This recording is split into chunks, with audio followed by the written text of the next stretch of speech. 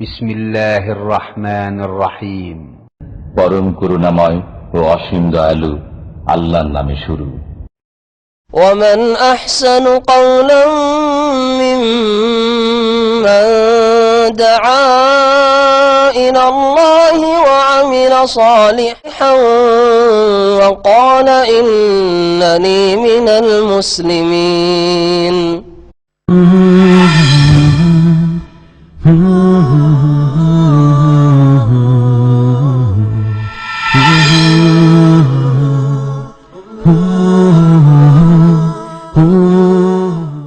أعوذ بالله من الشيطان الرجيم.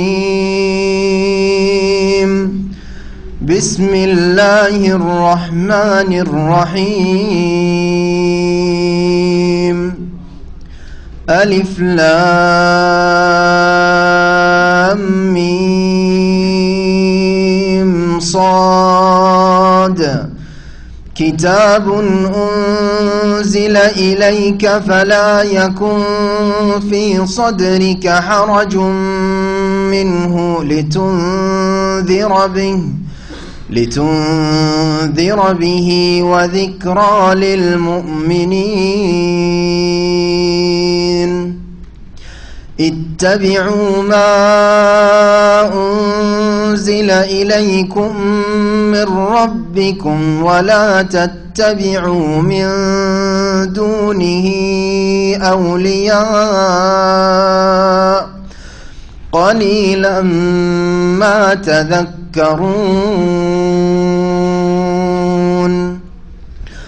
وكم من قرية أهلكناها فجاءها بأسنا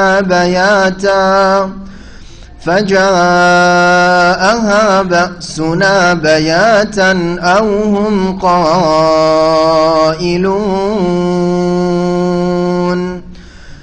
فما كان دعواهم إذ جاءهم بأسنا إلا أن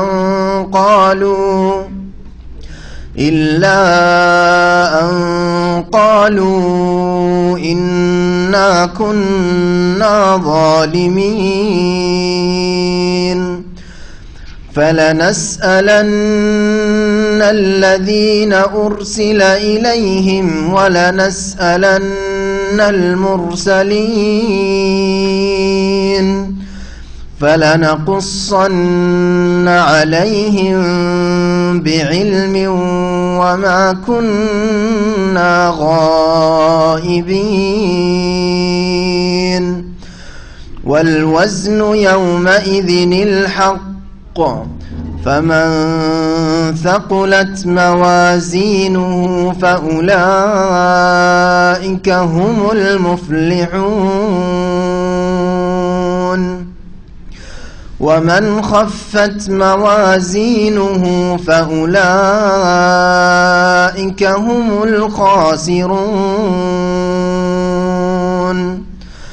ولقد مكناكم في الأرض وجعلنا لكم فيها معايش. ومن خفت موازينه فأولئك الذين خسروا أنفسهم بما كانوا بآياتنا يظلمون. ولقد مكناكم في الأرض وجعلنا لكم فيها معايش قليلا ما تشكرون. ولقد خلقناكم ثم صورناكم ثم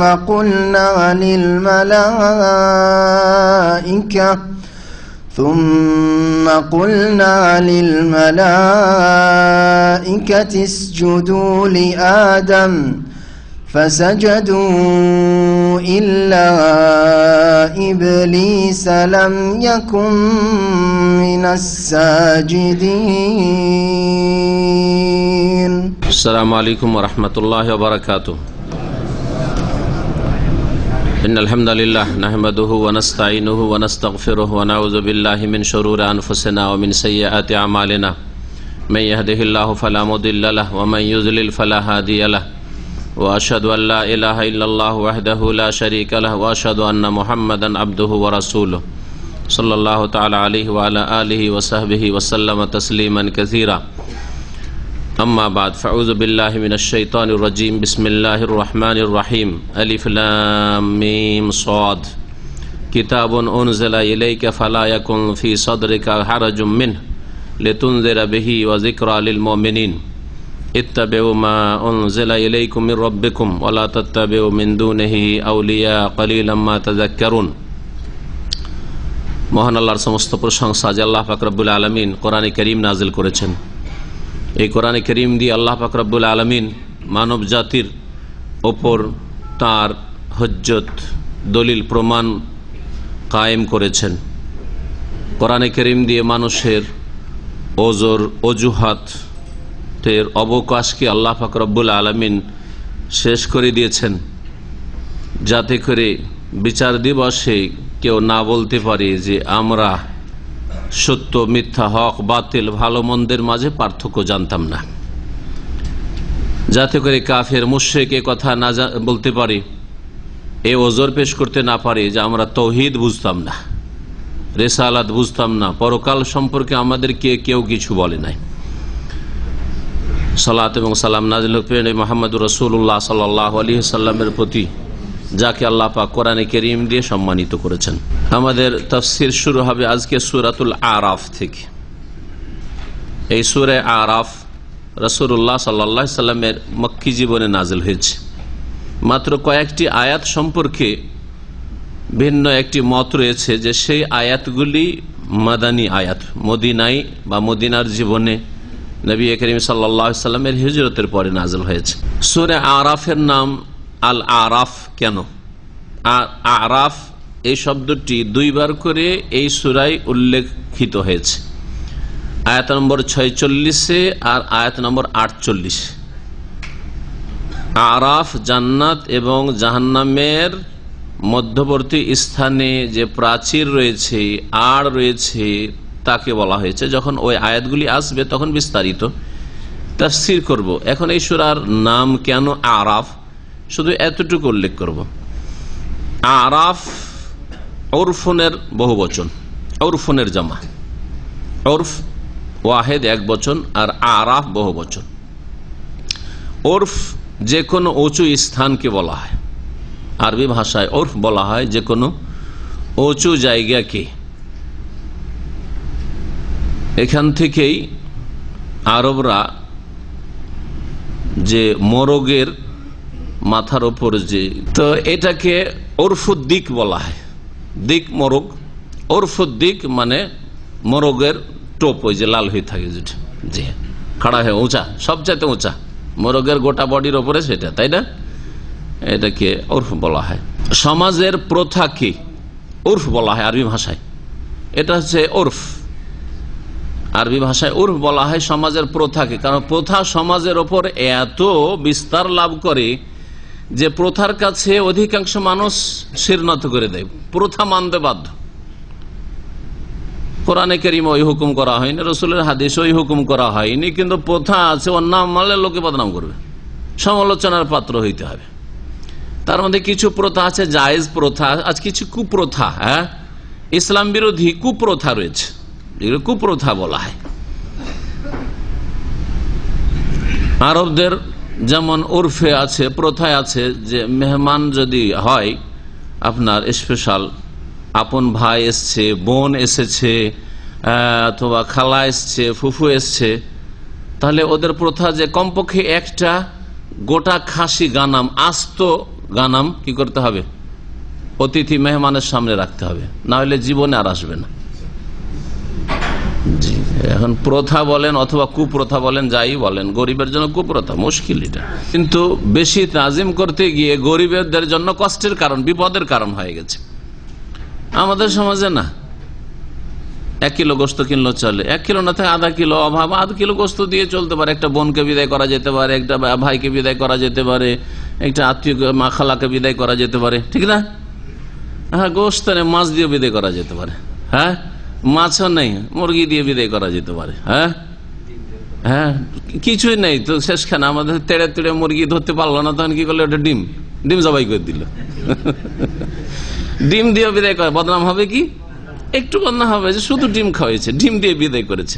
কিন্তু যদি বুঝে যে চেষ্টা করেছে, আমাদের মোরগ ধরার চেষ্টা করে ধরতে পারেনি, আমাদের গ্রাম অঞ্চলে এরকম হয়েছে। এখন খানিকটা মার্কেট হয়ে গেছে, পাওয়া যাচ্ছে, পোলট্রি মুরগি পাওয়া যায়। কিন্তু যে যুগে পাওয়া যেত না, তেড়ে তুড়ে কয়েক ঘন্টা তাড়াতাড়ি করে মুরগি ধরতে পারলো না, সে একটু ডিম দিয়ে বিদায় করলো মেহমান। কোনো বদনাম না, আমাদের দেশে আত্মীয়তার সম্পর্ক ছিন্ন হবে না। কিন্তু আরবদের যদি কাটা টুকরো গোস্ত দেওয়া হয় গোটা গানাম না দিয়ে, তো আমাদের একজন ডাইরেক্টর বললে যে আপনাদের খরচ কত কম, আমাদের খরচ কত বেশি। আমরা 10,000 রিয়াল পেলেও আমাদের সংসার চলে না। কারণ আমার বোন এসছে, ভাই এসছে, ফ্যামিলি নিয়ে বেড়াতে, আর যদি গোটা গানাম না সামনে উঠ যদি নাও রাখতে পারি, তো গোটা গানাম কম্পকে রাখতে একটা খাসি আসতো না, রাখি তো আর জীবনে আসবে না। সম্পর্ক ছেদ করে নিবে, আত্মীয়তার সম্পর্ক ছিন্ন করে ফেলবে। ওরফ কোরআনে অনেক হাদিসে নেই, এমন চেপে বসেছে যে মাথার উপর বোঝা চেপে আছে। জি, বিস্তার লাভ করেছে। এরকম আমাদের দেশে বউ বিদায় করা, হ্যাঁ, মেয়েকে শ্বশুর বাড়ি থেকে নিয়ে আসার ক্ষেত্রে মেলা প্রথা রয়েছে, কুপ্রথা। পেটে বাচ্চা গর্ভধারণ করেছে, তাহলে মাছ দিয়ে দিয়ে নিয়ে আসতে হবে। এগুলো আছে আপনাদের অঞ্চলে, কিছু কিছু অঞ্চলে আছে। অথবা মিষ্টি রসগোল্লা দিয়ে নিয়ে আসতে হবে, ইত্যাদি ইত্যাদি। কত যে বিবাহ সাথীর সাথে সম্পর্কিত কত যে কুসংস্কার, ওরফ কুপ্রথা রয়েছে, তো সমাজে মাথা চাড়া দিয়ে রয়েছে। এই অর্থে ওরফ সেগুলিকে আরবিতে বলা হয়। সূরা আরাফ, সূরা আরাফ কোরআনে কারীমের একটি বড় সূরা। এই সূরায় কতটি আয়াত রয়েছে? 206টি আয়াত রয়েছে। সুতরাং আমাদেরকে দীর্ঘ সময় লাগবে, এই জন্য একটু আগে ভাগে আপনারা আসার চেষ্টা করবেন, আমরা যাতে করে কমপক্ষে 1.5 ঘন্টা তাফসির করতে পারি। 8 থেকে 10টা পর্বে ইনশাআল্লাহ তাআলা আমাদের তাফসির শেষ হবে। আল্লাহ রাব্বুল আলামিন বলছেন, বিসমিল্লাহির রহমানির রহিম, আলিফ লাম মিম সাদ।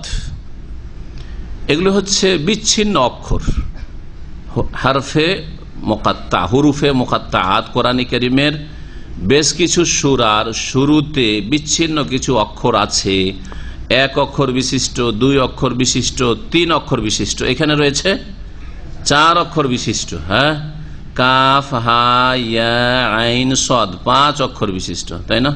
এগুলিকে বিচ্ছিন্ন অক্ষর, এগুলি দিয়ে আরব মুশরিকদেরকে, যাদের কাছে রাসূলুল্লাহ সাল্লাল্লাহু আলাইহি ওয়াসাল্লাম কোরআন কারীম নিয়ে এসেছেন, তারা অবিশ্বাস করেছে, কোরআনকে অস্বীকার করেছে, তাদেরকে চ্যালেঞ্জ করা হয়েছে যে এই অক্ষরগুলি, বর্ণগুলি আলিফ থেকে ইয়া পর্যন্ত তোমাদের কাছেও রয়েছে, তোমরা সেগুলি দিকে লিখো। তার চাইতে অতিরিক্ত বর্ণ কোরআনে কারীমে ব্যবহার করা হয়নি।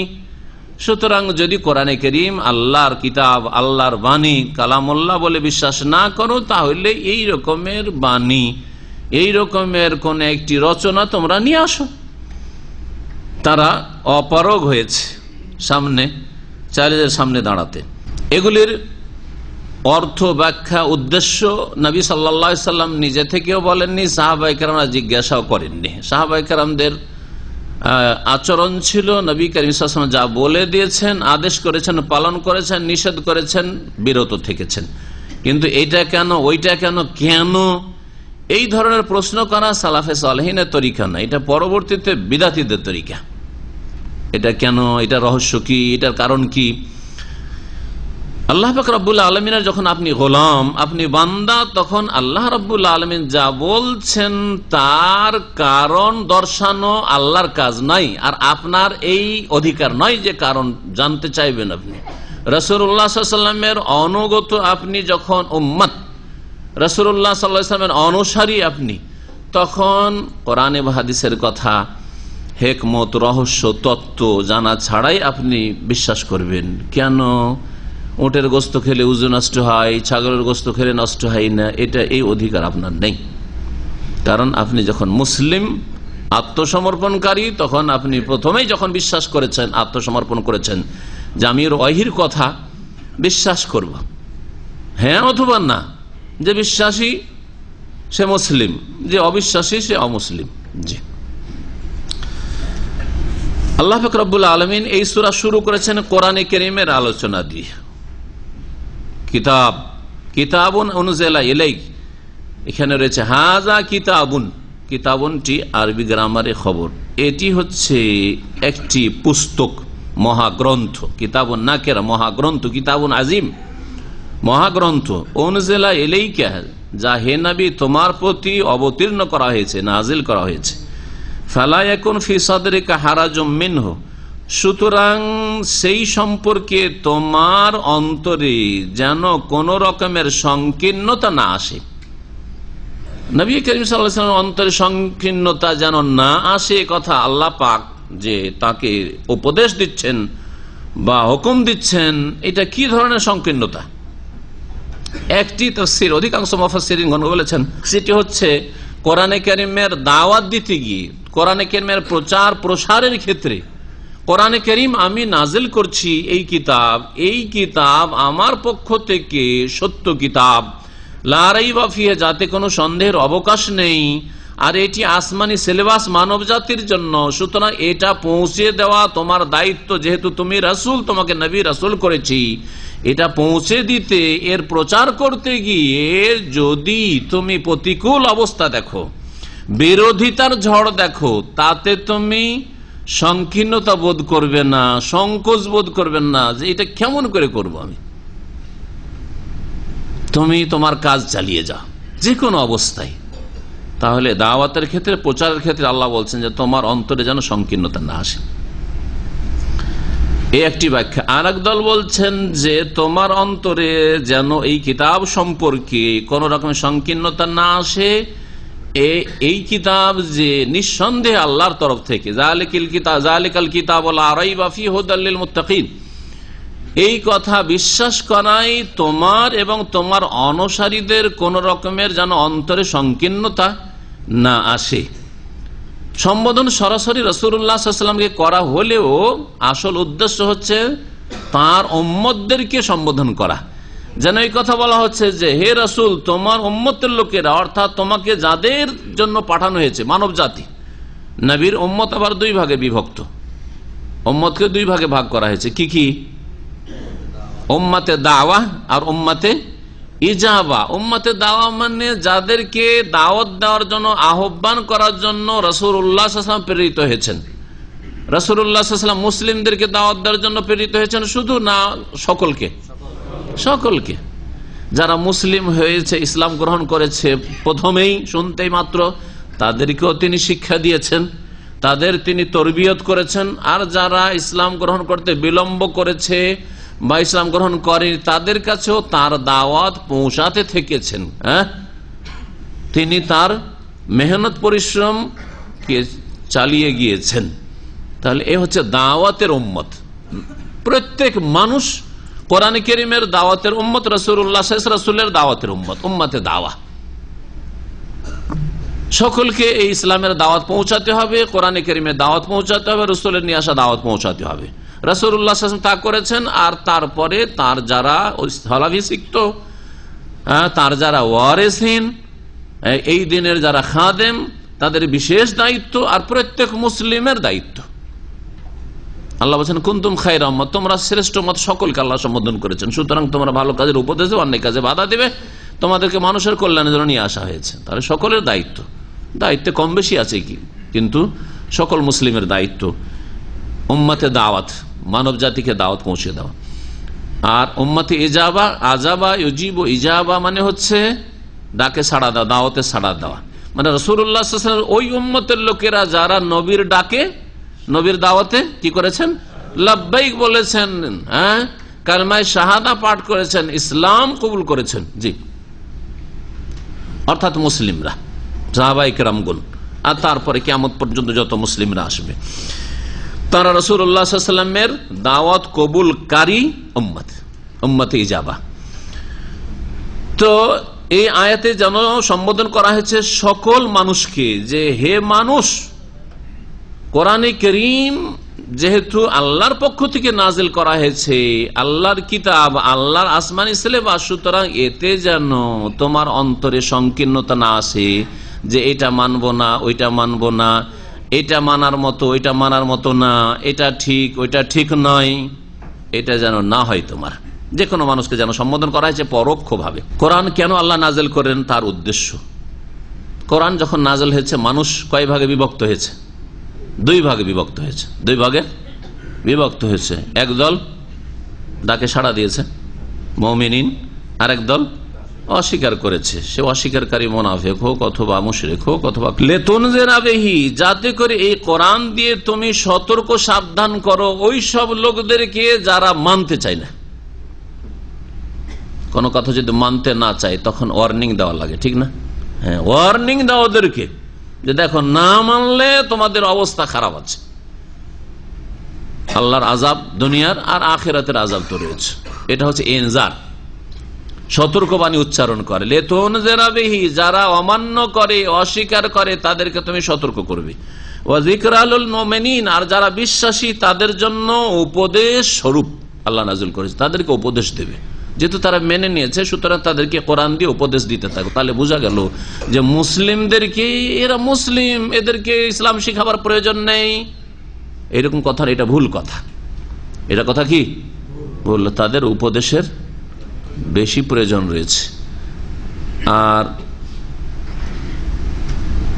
এই কথা অনেক মুসলিমরা বলে, এমনকি আরব এক শ্রেণীর মূর্খরাও বলে।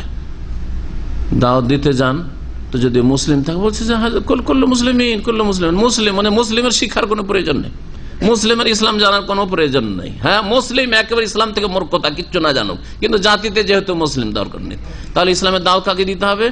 এটা হিন্দু, এটা খ্রিস্টান, এটা এই সেইটা শিখ, সেজন্য নাকি ইসলামের দাওয়াত? এটা মূর্খতা, মূর্খতা। বরং ভালো করে মনে রাখবেন এই কথাটি, ব্যবসা যখন মানুষ করে তো ব্যবসার ক্ষেত্রে পয়সা দুই ভাগে বিভক্ত। একটা হচ্ছে আসল পুঁজি যেটা ইনভেস্ট করেছেন, আর আরেকটা হচ্ছে মুনাফা, হ্যাঁ, লভ্যাংশ।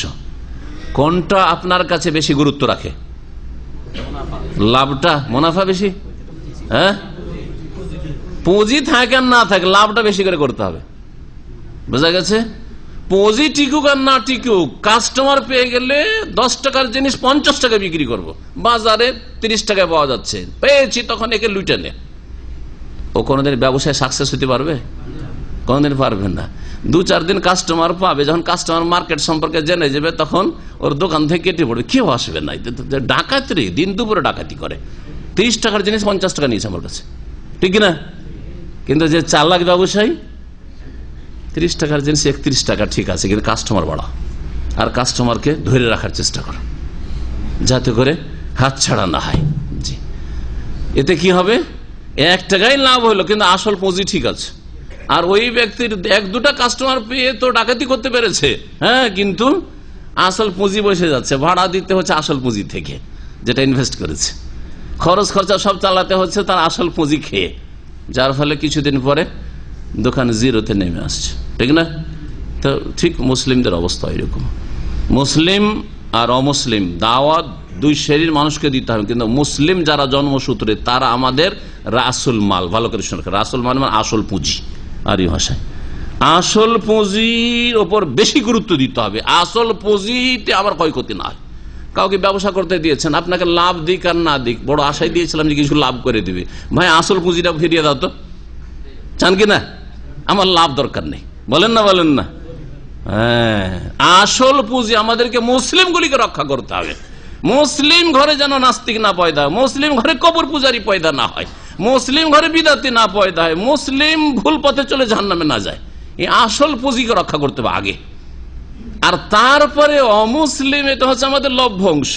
হ্যাঁ, বেনিফিট হইলো ইসলাম গ্রহণ করলো, জান্নাতের পথে আসলো আর না হইলে আছে। হ্যাঁ, আমাদের ক্ষয়ক্ষতি না, আমাদের মাইনাস হয়নি। যদি প্লাস করতে পারি তো ভালো, আর না হইলে কোনো অসুবিধা নেই, চেষ্টা করে যাব। এই মুসলিমদের দাওয়াত আর অমুসলিমের দাওয়াতে এই পার্থক্য রয়েছে। কোনটার বেশি গুরুত্ব আশা করি আমার এই আলোচনায় বুঝতে পারবেন। কিন্তু এক শ্রেণীর লোকেরা মূর্খতার শিকার হয়ে বলে মুসলিমকে আবার কিসের দাওয়াত, মুসলিমকে কিসের দাওয়াত? আরে মুসলিম মদখোর, মুসলিম খনি, মুসলিম ডাকাত, মুসলিম চোর, মুসলিম আসামি জেলখানায় বেশি, তো এদের দাওয়াতের বেশি পড়ে যান। মুসলিম বলছে আমি কোরআন মানি, রসুলকে মানি, আমি নবীর উম্মত, আর এরা পাপে জড়িয়ে রয়েছে, তো এদের সংশোধনটা বেশি জরুরি, এদেরকে আগে সংশোধন আগে করতে হবে। মুসলিম বেনামাজি, এরকম মুসলিম থেকে লাভটাই কি? মুসলিম শিরিক করে, কবর মাজার পূজা ধর্ম পালন করে, তো এরকম মুসলিম থেকে লাভটা কি? এইগুলোকে সত্যিকার অর্থ মুসলিম বানাইতো। কারণ অমুসলিম আর মুসলিম, মুশরিক আর বিদাতিতে পার্থক্য করেছে। মুসলিম মুশরিক হইল আল্লাহকে ভালোবাসে, রসুলকে ভালোবাসে, কিন্তু ভালোবাসার তরিকা জানে না। মূর্খতার কারণে, অজ্ঞতার কারণে, অথবা অন্ধত্বের কারণে, গোঁড়ামির কারণে, হককে কবুল না করার কারণে, সত্য তাদের সামনে স্পষ্ট না হওয়ার কারণে, বিভিন্ন কারণে, বিভিন্ন বাধার কারণে বাতিলকে হক মনে করে বসে আছে। আল্লাহকে ভালোবাসে কিন্তু আল্লাহ তাকে ভালোবাসে না, রসুলকে ভালোবাসে, রসুল তাকে ভালোবাসে না সাল্লাল্লাহু আলাইহি ওয়াসাল্লাম। কারণ রসুলকে যেই রাস্তায় ভালোবাসে ওই রাস্তায় ভালোবাসে না। দেখেছে, রসুলকে ভালোবাসতে গিয়ে রসুলকে আলেমুল গায়েব, রসুলকে হাজির নাজির, রসুলকে মুখতারিকুর, রসুলের ছায়া ছিল না, রসুল নূরের পয়দা, ইত্যাদি ইত্যাদি। রসুলের মিলাদ করতে হবে, ঈদে মিলাদুন্নবী করতে হবে, যা রসুল করেননি, রসুলের অন্য রাস্তায় চলে গেল। কিন্তু কিসের উদ্দেশ্যে? রসুলকে ভালোবাসার উদ্দেশ্যে এসব কথাগুলি বলেছিল আর এসব কাজ করেছিল।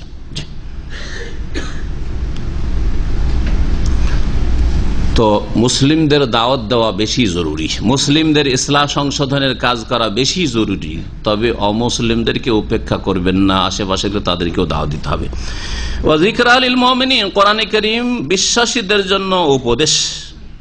কোরআনে কারীম দ্বারা তুমি মুমিনদেরকে উপদেশ দেবে, আর যারা অমান্যকারী, অস্বীকারী কাফের দ্বিতীয় দল, তাদেরকে সতর্ক সাবধান করবে যে এখনো সতর্ক হয়ে যাও, সাবধান হয়ে যাও, ফিরে আসো, ভুল পথে আছো, ধ্বংসের পথে আছো, নিজের পরিণাম খারাপ করছো ইত্যাদি, সতর্ক সাবধান করো। ইত্তাবিউ মা উনজিলা ইলাইকুম মির রাব্বিকুম, আল্লাহ পাক রব্বুল আলামিন নবী করিম সাল্লাল্লাহু আলাইহি সাল্লামকে এবং মুমিন মুসলিমকে সম্বোধন করে এখন বহু বচন জামার সেগা দিয়ে সম্বোধন করছেন। ইত্তাবিউ, তোমরা অনুসরণ করো, মা উনজিলা ইলাইকুম মির রাব্বিকুম, তোমাদের প্রতিপালকের পক্ষ থেকে যা অবতীর্ণ করা হয়েছে বা হচ্ছে তার, যা তোমাদের প্রতিপালকের পক্ষ থেকে নাজিল করা হয়েছে তার কি করো?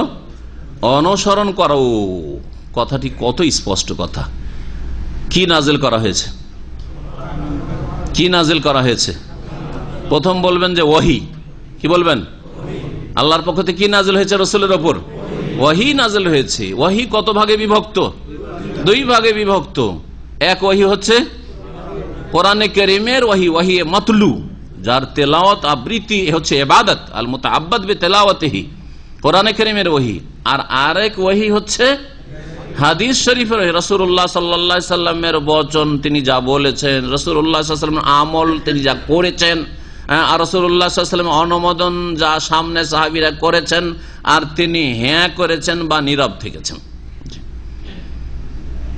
এগুলি হচ্ছে হাদিস। এই দুটোই হচ্ছে ওহী। তাহলে আমাদেরকে ফলো করতে হবে, মানতে হবে, অনুসরণ করতে হবে, পেছনে চলতে হবে কিসের? কোরআন এবং হাদিসের। ওহীর মানে কোরআন এবং হাদিসের। কোরআন এবং হাদিসে নেই এমন আকীদা মানা যাবে না, এমন ধর্মীয় বিশ্বাস মানা যাবে না। কোরআন এবং হাদিসে ওহীতে নেই এমন ইবাদত করা যাবে না। কোরআন এবং হাদিসে কোন ব্যবসার যদি হারাম ঘোষণা থাকে, বৈধতা না থাকে, তো সেই ব্যবসা করা যাবে না। এ হচ্ছে ইসলামিক জিন্দেগি, এ হচ্ছে মুসলিম লাইফ।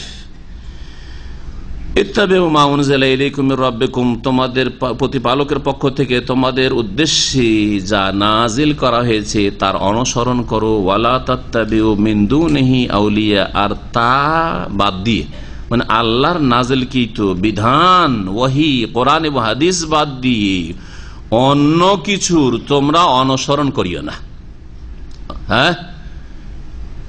আউলিয়া ওয়ালা তাত্তাবিউ মিন দুনিহি, আর তা বাদ দিয়ে মানে মা উনজিলা, যা নাজিল করা হয়েছে কোরআন এবং হাদিস, তা বাদ দিয়ে অন্য অভিভাবকদের, অন্য পৃষ্ঠপোষকদের তোমরা অনুসরণ করিও না।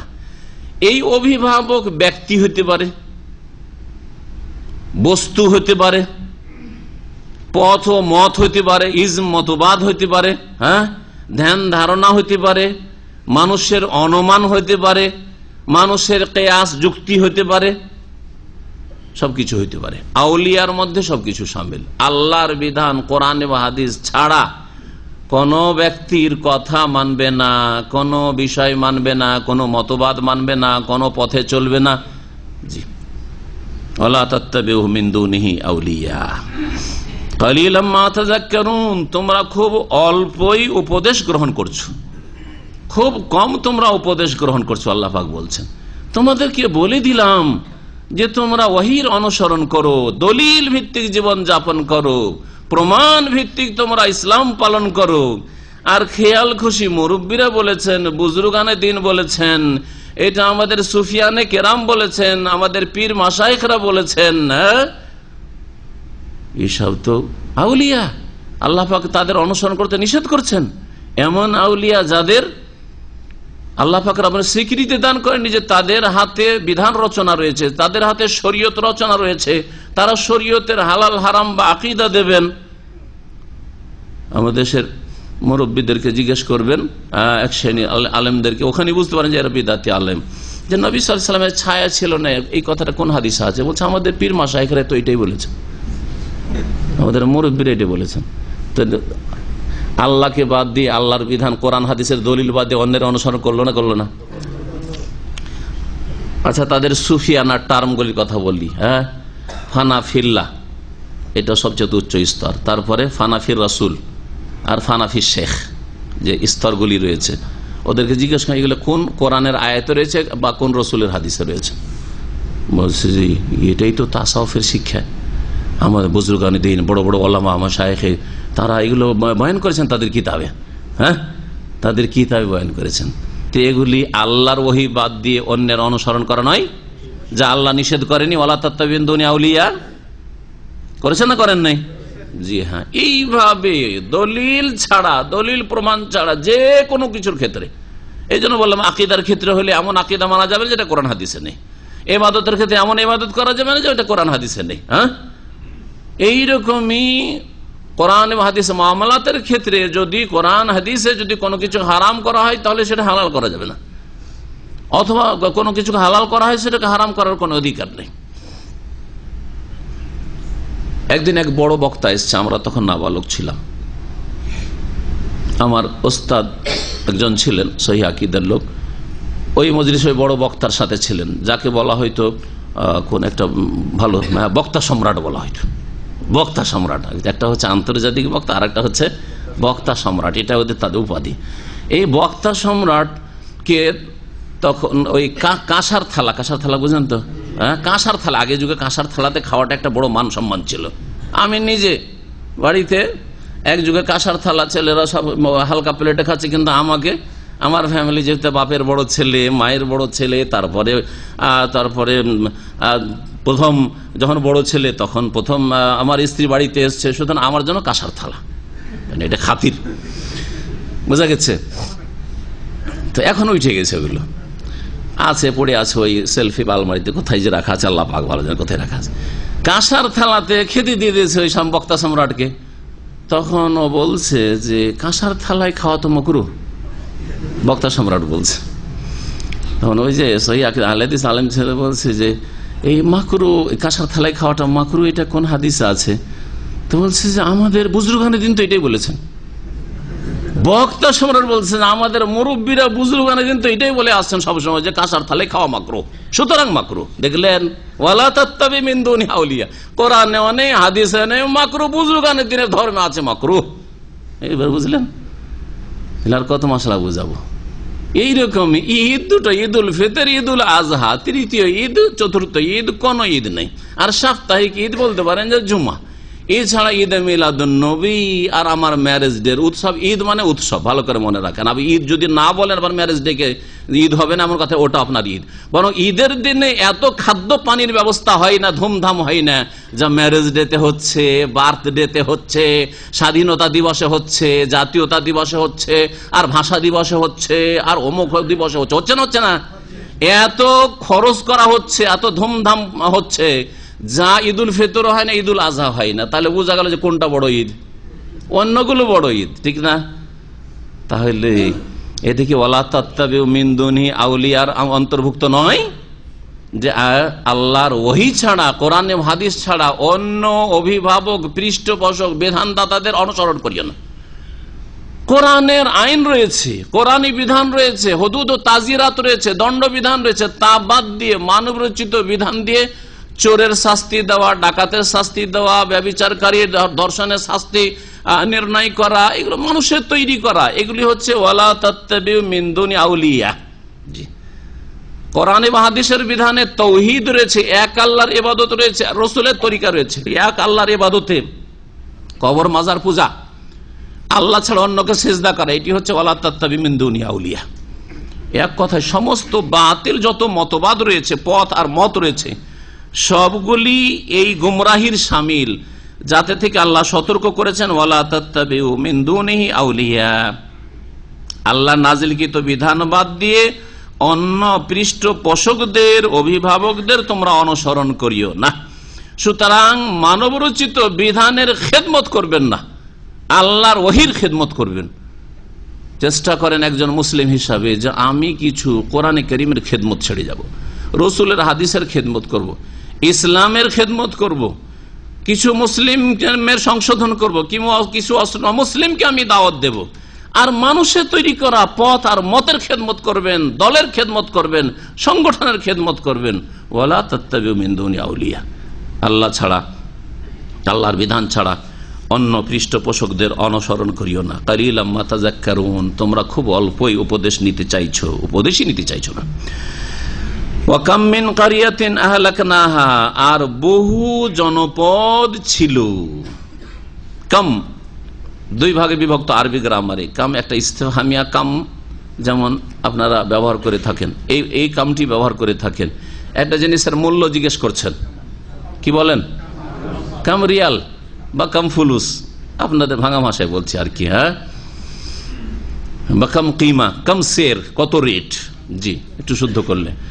তো এটা হচ্ছে কাম ইস্তেফহাম, জিজ্ঞাসামূলক। আর একটা হচ্ছে খাবরিয়া, যেটাতে কত শতের অর্থে, বহুর অর্থে ব্যবহার হয়। আমি এইরকম কত লোককে দেখলাম, আরে কত চোর ডাকাতকে দেখলাম, বলি না? এখানে কত মানে জিজ্ঞাসা নাই, বলতে চাইছেন বহুর অর্থে, এটাকে কাম খাবরিয়া বলা হয়, ওটা এখানে ইউজ করা হয়েছে। আল্লাহ পাক বলছেন ওয়া কাম মিন কারিয়াতিন, মানে বহু জনপদ রয়েছে, কত জনপদ এইরকম ছিল, আহলাকনাহা, যেগুলিকে আমি ধ্বংস করে দিয়েছি, সেখানকার অধিবাসীদেরকে ধ্বংস করেছি। কিভাবে? ফাজাআহা বাসুনা বায়াতান আও হুম কায়িলুন, আমার শাস্তি, বাসুন মানে আযাব, শাস্তি, আমার আযাব তাদের ওপর এসে পড়েছিল, বায়াতান রাত্রে, ঘুমন্ত অবস্থায়। বাতা ইয়াবিত মানে রাত্রে ঘুমানো বা রাত কাটানো, রাত্রে তারা নিদ্রায় অবস্থায় ছিল, অচেতন অবস্থায় ছিল, সজাগ ছিল, ওই অবস্থায় আল্লাহ পাক বহু জাতিকে, বহু জনপদকে ধ্বংস করেছেন। আর আওহুম কায়িলুন, অথবা তারা দুপুর বেলা নিদ্রায় বিভোর ছিল, দুপুর বেলার বিশ্রামের নিদ্রায় ছিল। এ কায়িলুন, কায়িলুনের দুটো অর্থ হয়। কালা ইয়াকুলু মানে কথা বলা, কালা ইয়াকুলু মানে কথা বলা। এখান থেকে কুল মানে কি? কুল আউযু বিরাব্বিন নাস, কুল হুয়াল্লাহু আহাদ, কুল আউযু বিরাব্বিল ফালাক, এই কুল, হ্যাঁ বোঝা গেছে? কালা ইয়াকুলু নাসারায়ান শুরু থেকে।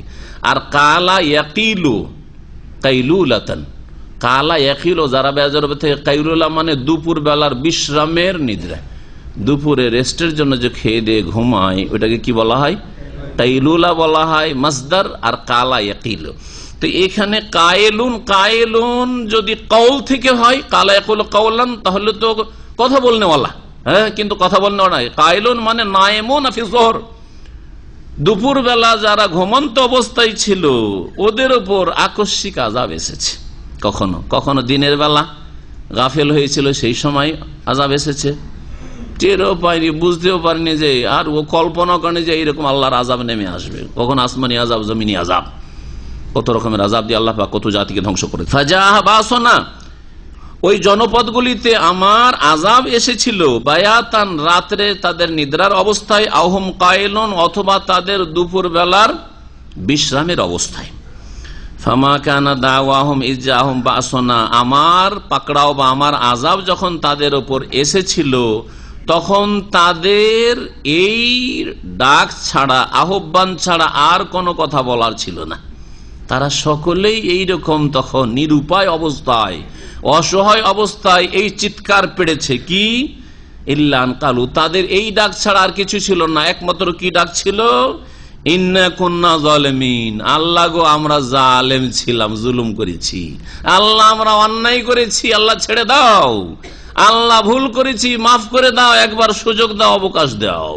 জি, সে ব্যক্তি পর্যায়ে কারো মত আসুক, দুপুর বেলা শুয়েছিল অবস্থায় মত এসছে, বা রাত্রে শুয়েছিল ওই সময় মত এসছে, অথবা মত নাই হয়তো আসমানি আযাব গজব নেমে এসছে, জমিনে ভূমিকম্প এসছে, অথবা বন্যা সয়লাভ এসছে, অথবা ঘূর্ণিঝড় এসেছে, যে কোনো আযাব এসছে।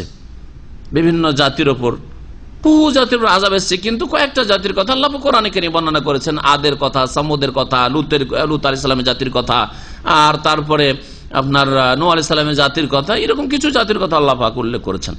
এইরকম সকলেই যখন মৃত্যুকে স্বচক্ষে দেখে নিয়েছে তখন সকলেই ভুল স্বীকার করেছে আর তওবা করেছে। কিন্তু তখন কি হয়েছে?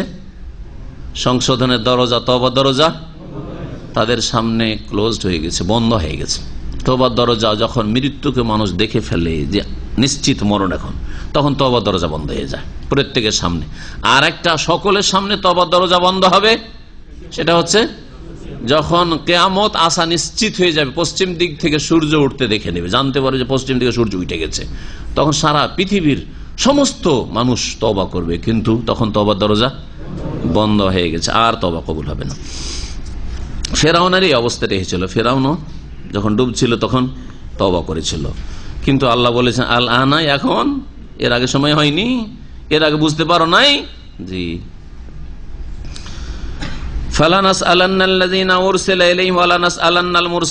আল্লাহ পাক রব্বুল আলামিন বলছেন যে অবশ্যই অবশ্যই দুই শ্রেণীর মানুষকে আমি জিজ্ঞেস করব। এখানে দুই শ্রেণীর মানুষের কথা আল্লাহ পাক উল্লেখ করেছেন, নবী রাসূলগণ এবং তাদের জাতিরা। দুই শ্রেণীর মানুষকে আল্লাহ পাক কিয়ামতের দিন জিজ্ঞেস করবে। ফালানাসআলান্নাল্লাযীনা উরসিলা ইলাইহিম, অবশ্যই অবশ্যই আমি জিজ্ঞাসা করব ওই সব লোকদেরকে যাদের উদ্দেশ্যে রাসূল প্রেরণ করা হয়েছিল। তার মানে উম্মতদেরকে, প্রত্যেক নবী রাসূলের উম্মতদেরকে আল্লাহ পাক জিজ্ঞেস করবেন যে কি খবর, কি ব্যাপার, তোমরা সংশোধন করনি, ঈমান নিয়ে আসনি কেন? কি তোমাদের কাছে রাসূল আসে নাই? আলাম ইয়াতিকুম নাযীর? হ্যাঁ, তখন কি বলবে? কালু বালা। হ্যাঁ জি, কালু বালা, সূরা জুমারে রয়েছে। ওয়ালাকিন হাক্কাত কালিমাতুল আযাবে আলাল কাফিরিন। আল্লাহ পাক রব্বুল আলামিন বলছেন যে জাতিকেও জিজ্ঞেস করব, আর ওয়ালানাস আল্লাহনাল মুরসালিন, অবশ্যই অবশ্যই আমি জিজ্ঞেস করব রাসূলগণ কি, যারা প্রেরিত তাদেরকে। মুরসাল মানে প্রেরিত, আর ওর জামা হচ্ছে, বহুবচন হচ্ছে মুরসালিন বা মুরসালুন। জি, তো অবশ্যই অবশ্যই রাসূলগণকেও, যারা প্রেরিত হয়েছিল নবী রাসূল হয়ে, তাদেরকেও জিজ্ঞাসা করব। তো নবীদেরকে আল্লাহ জিজ্ঞেস করবেন, আর জিজ্ঞেস কর নবীর উম্মতদেরকে জিজ্ঞেস করবেন। নবীর উম্মতদেরকে জিজ্ঞেস করবেন যে কি তোমাদের কাছে কি নবী রাসূল আসেনি, তোমাদেরকে জানানো হয়নি, তোমাদেরকে ঈমান ইসলাম আখিরাতের কথা বলা হয়নি, আল্লাহর একত্ব তাওহীদের কথা বলা হয়নি, শিরক যে সবচেয়ে বড় পাপ বলা হয়নি, তোমাদেরকে নামাজের কথা জানানো হয়নি, জিজ্ঞেস করবেন। আর নবীদেরকে কি জিজ্ঞেস করবেন? হ্যাঁ, নবীদেরকে দুটো কথা জিজ্ঞেস করবেন। একটা জিজ্ঞেস করবেন যে কি তোমরা তোমাদেরকে যে দায়িত্ব দিয়েছিলাম, দায়িত্ব পালন করেছিলে, মানে দাওয়াত পৌঁছিয়েছিলে, আমার দাওয়াত দেওয়ার জন্য তোমাদেরকে রাসূল করে দূত করে যে পাঠিয়েছিলাম, তো এই দাওয়াতটা পৌঁছিয়েছিলে? এটা একটা প্রশ্ন হবে। দ্বিতীয় প্রশ্ন হবে যে পৌঁছে দেওয়ার পরে তারা জবাবটা কি দিয়েছিল, তারা কি মেনেছিল তোমাদের কথা? এদের সম্পর্কে জবাব দাও। তখন যারা মেনেছে তাদের সত্যায়ন করে আল্লাহ এরা মেনেছে, আর যারা মানেনি, অমান্য করেছে, অস্বীকার করেছে, নবীর উম্মত, জাতিতে মুসলিম বেনামাজি, জাতিতে মুসলিম কিন্তু কবর মাজার পূজারী, জাতিতে মুসলিম আর বিদাতি, তারা তাদের সম্পর্কে রাসূলুল্লাহ সাল্লাল্লাহু আলাইহি ওয়াসাল্লাম নালিশ করবেন, অভিযোগ, আল্লাহ এরা মানেনি, এরা আমার পথ ছেড়ে অন্য পথে চলেছে। হ্যাঁ বলবেন এরা বেনামাজি ছিল, এরা নামাজ পড়েনি, এরা আমার দাওয়াত পুরোপুরি মানেনি, এরা জাতিতে ভাগ্যচক্রে এরা মুসলিম হয়েছিল, কিন্তু এরা স্বেচ্ছায় আগ্রহের সাথে এরা আত্মসমর্পণ করেনি তোমার সামনে, ওহির সামনে।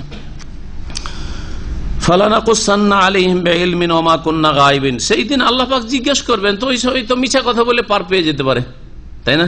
বলছে মিছা কথা বলে ওখানে বাঁচা যাবে না, এটা থানাতে চলে। হ্যাঁ, তদন্তের সময় হয়তো অনেক সময় চলে যে কোনো সাক্ষী প্রমাণ নিয়ে আসা গেল না, আর মিথ্যা বলে হয়তো কোন রকম করে আপনি অব্যাহতি পেয়ে গেলেন দুনিয়ার আসামির কাঠগড়ায়, কিন্তু আল্লাহ পাকের কাছে পাবেন না। কারণ আল্লাহ পাক রব্বুল আলামিন জিজ্ঞাসা করছেন শুধু যাতে কি বলছো দেখা যায় কি বলছে, কিন্তু আল্লাহ তো জানছেন সবকিছু, তাই না?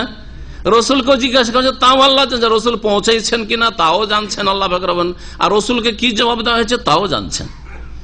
আল্লাহ পাক বলছেন যে ফালানাকুসান্না আলাইহিম বিইলমিন, আর অবশ্যই অবশ্যই তাদের সামনে আমি আমার পূর্ণ জ্ঞানের ভিত্তিতে সমস্ত কথা বর্ণনা করে দেব, তাদের সমস্ত জীবনী বয়ান করে দেব, যে কার কেমন জীবনী,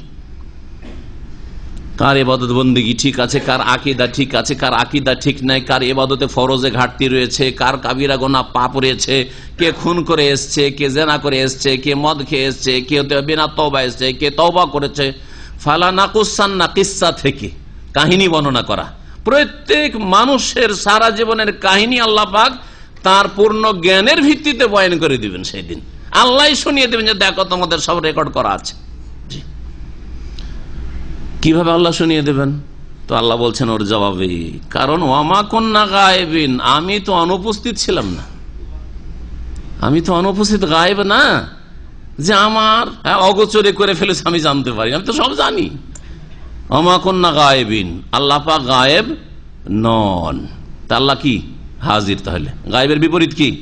হাজির। তাহলে হাজির যদি বলতে হয় কাকে বলতে হবে? একমাত্র আল্লাহকে বলতে হবে। আল্লাহ পাক রব্বুল আলামিন সর্বস্থানে হাজির, কিন্তু কোন দিক থেকে?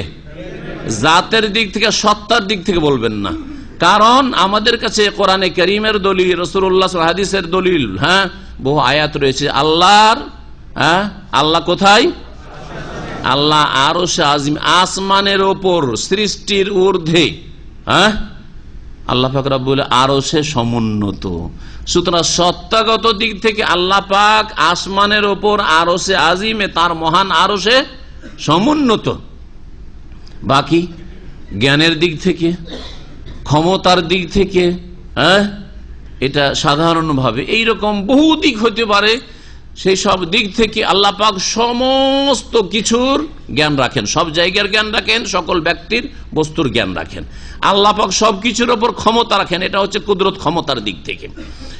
আর খাস বান্দাদের সাথে আল্লাহ পাক হেফাজতের দিক থেকে, আল্লাহ পাক রব্বুল তৌফিকের দিক থেকে, আল্লাহ পাক রব্বুল আলামিন তাদের সুরক্ষার দিক থেকে বিভিন্ন দিক, আরো খাস খাস দিক বলতে পারেন।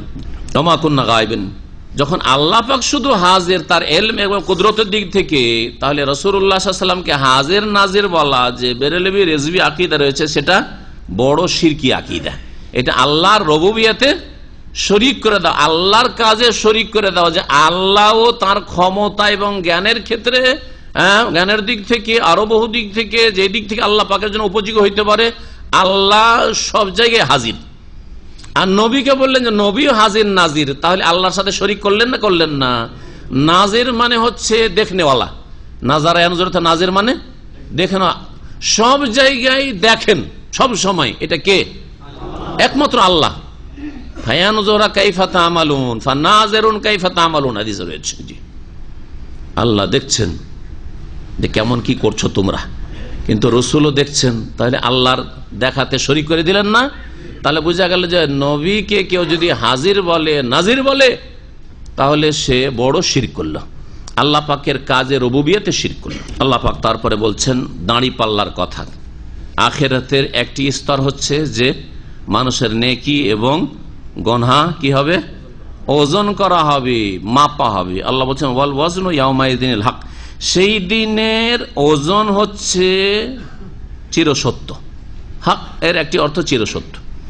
অধিকাংশ তাফসীরকাররা হাকের অর্থ করেছেন মানে আল আদল, ন্যায়সঙ্গত, তার মানে ঠিক ঠিক ওজন হবে। ওয়াল ওয়াজনু ইয়াউমাইযিনিল হাক্ক, সেই দিন বিচার দিবসে ওজন হবে একবারে ঠিক ঠিক, একবারে সঠিক ওজন হবে। আল হাক্ক মানে সঠিক ওজন হবে, সুবিচারের ওজন হবে।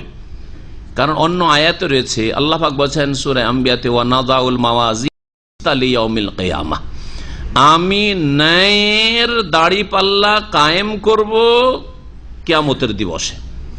ফালা তুযলামু নাফসুন শাইয়্যা, কোন ব্যক্তির ওপর সামান্যতম কোনো জুলম করা হবে না, ঘাটতি ত্রুটি করা হবে না। ওয়া ইন কানা মিসকাল হাববাতিন মিন খারদাল, সরিষা পরিমাণ, সরিষার দানার সমান যদি কোনো একটা নেকি থাকে অথবা গুনাহ থাকে, আতাইনা বিহা, তাহলে সেটাকে আমি হাজির করব, নিয়ে আসব। ওয়া কাফা বিনা হাসিবিন, আর আমি হিসাব নেওয়ার জন্য যথেষ্ট। এখানে আল মাওয়াজিন মিজানের বহুবচন, দাঁড়ি পাল্লা রয়েছে আখিরাতে। আর আল কিসত বলা হয়েছে মানে ন্যায়সঙ্গত সুবিচারের দাঁড়ি পাল্লা কায়েম হবে, অবিচার করা হবে না। তো ওয়াল ওয়াজনু ইয়াউমাইযিনিল হাক্ক, কিয়ামতের দিবসে সেই দিনে ওজন করা হচ্ছে ঠিক ঠিক, মানে সঠিক ওজন হবে।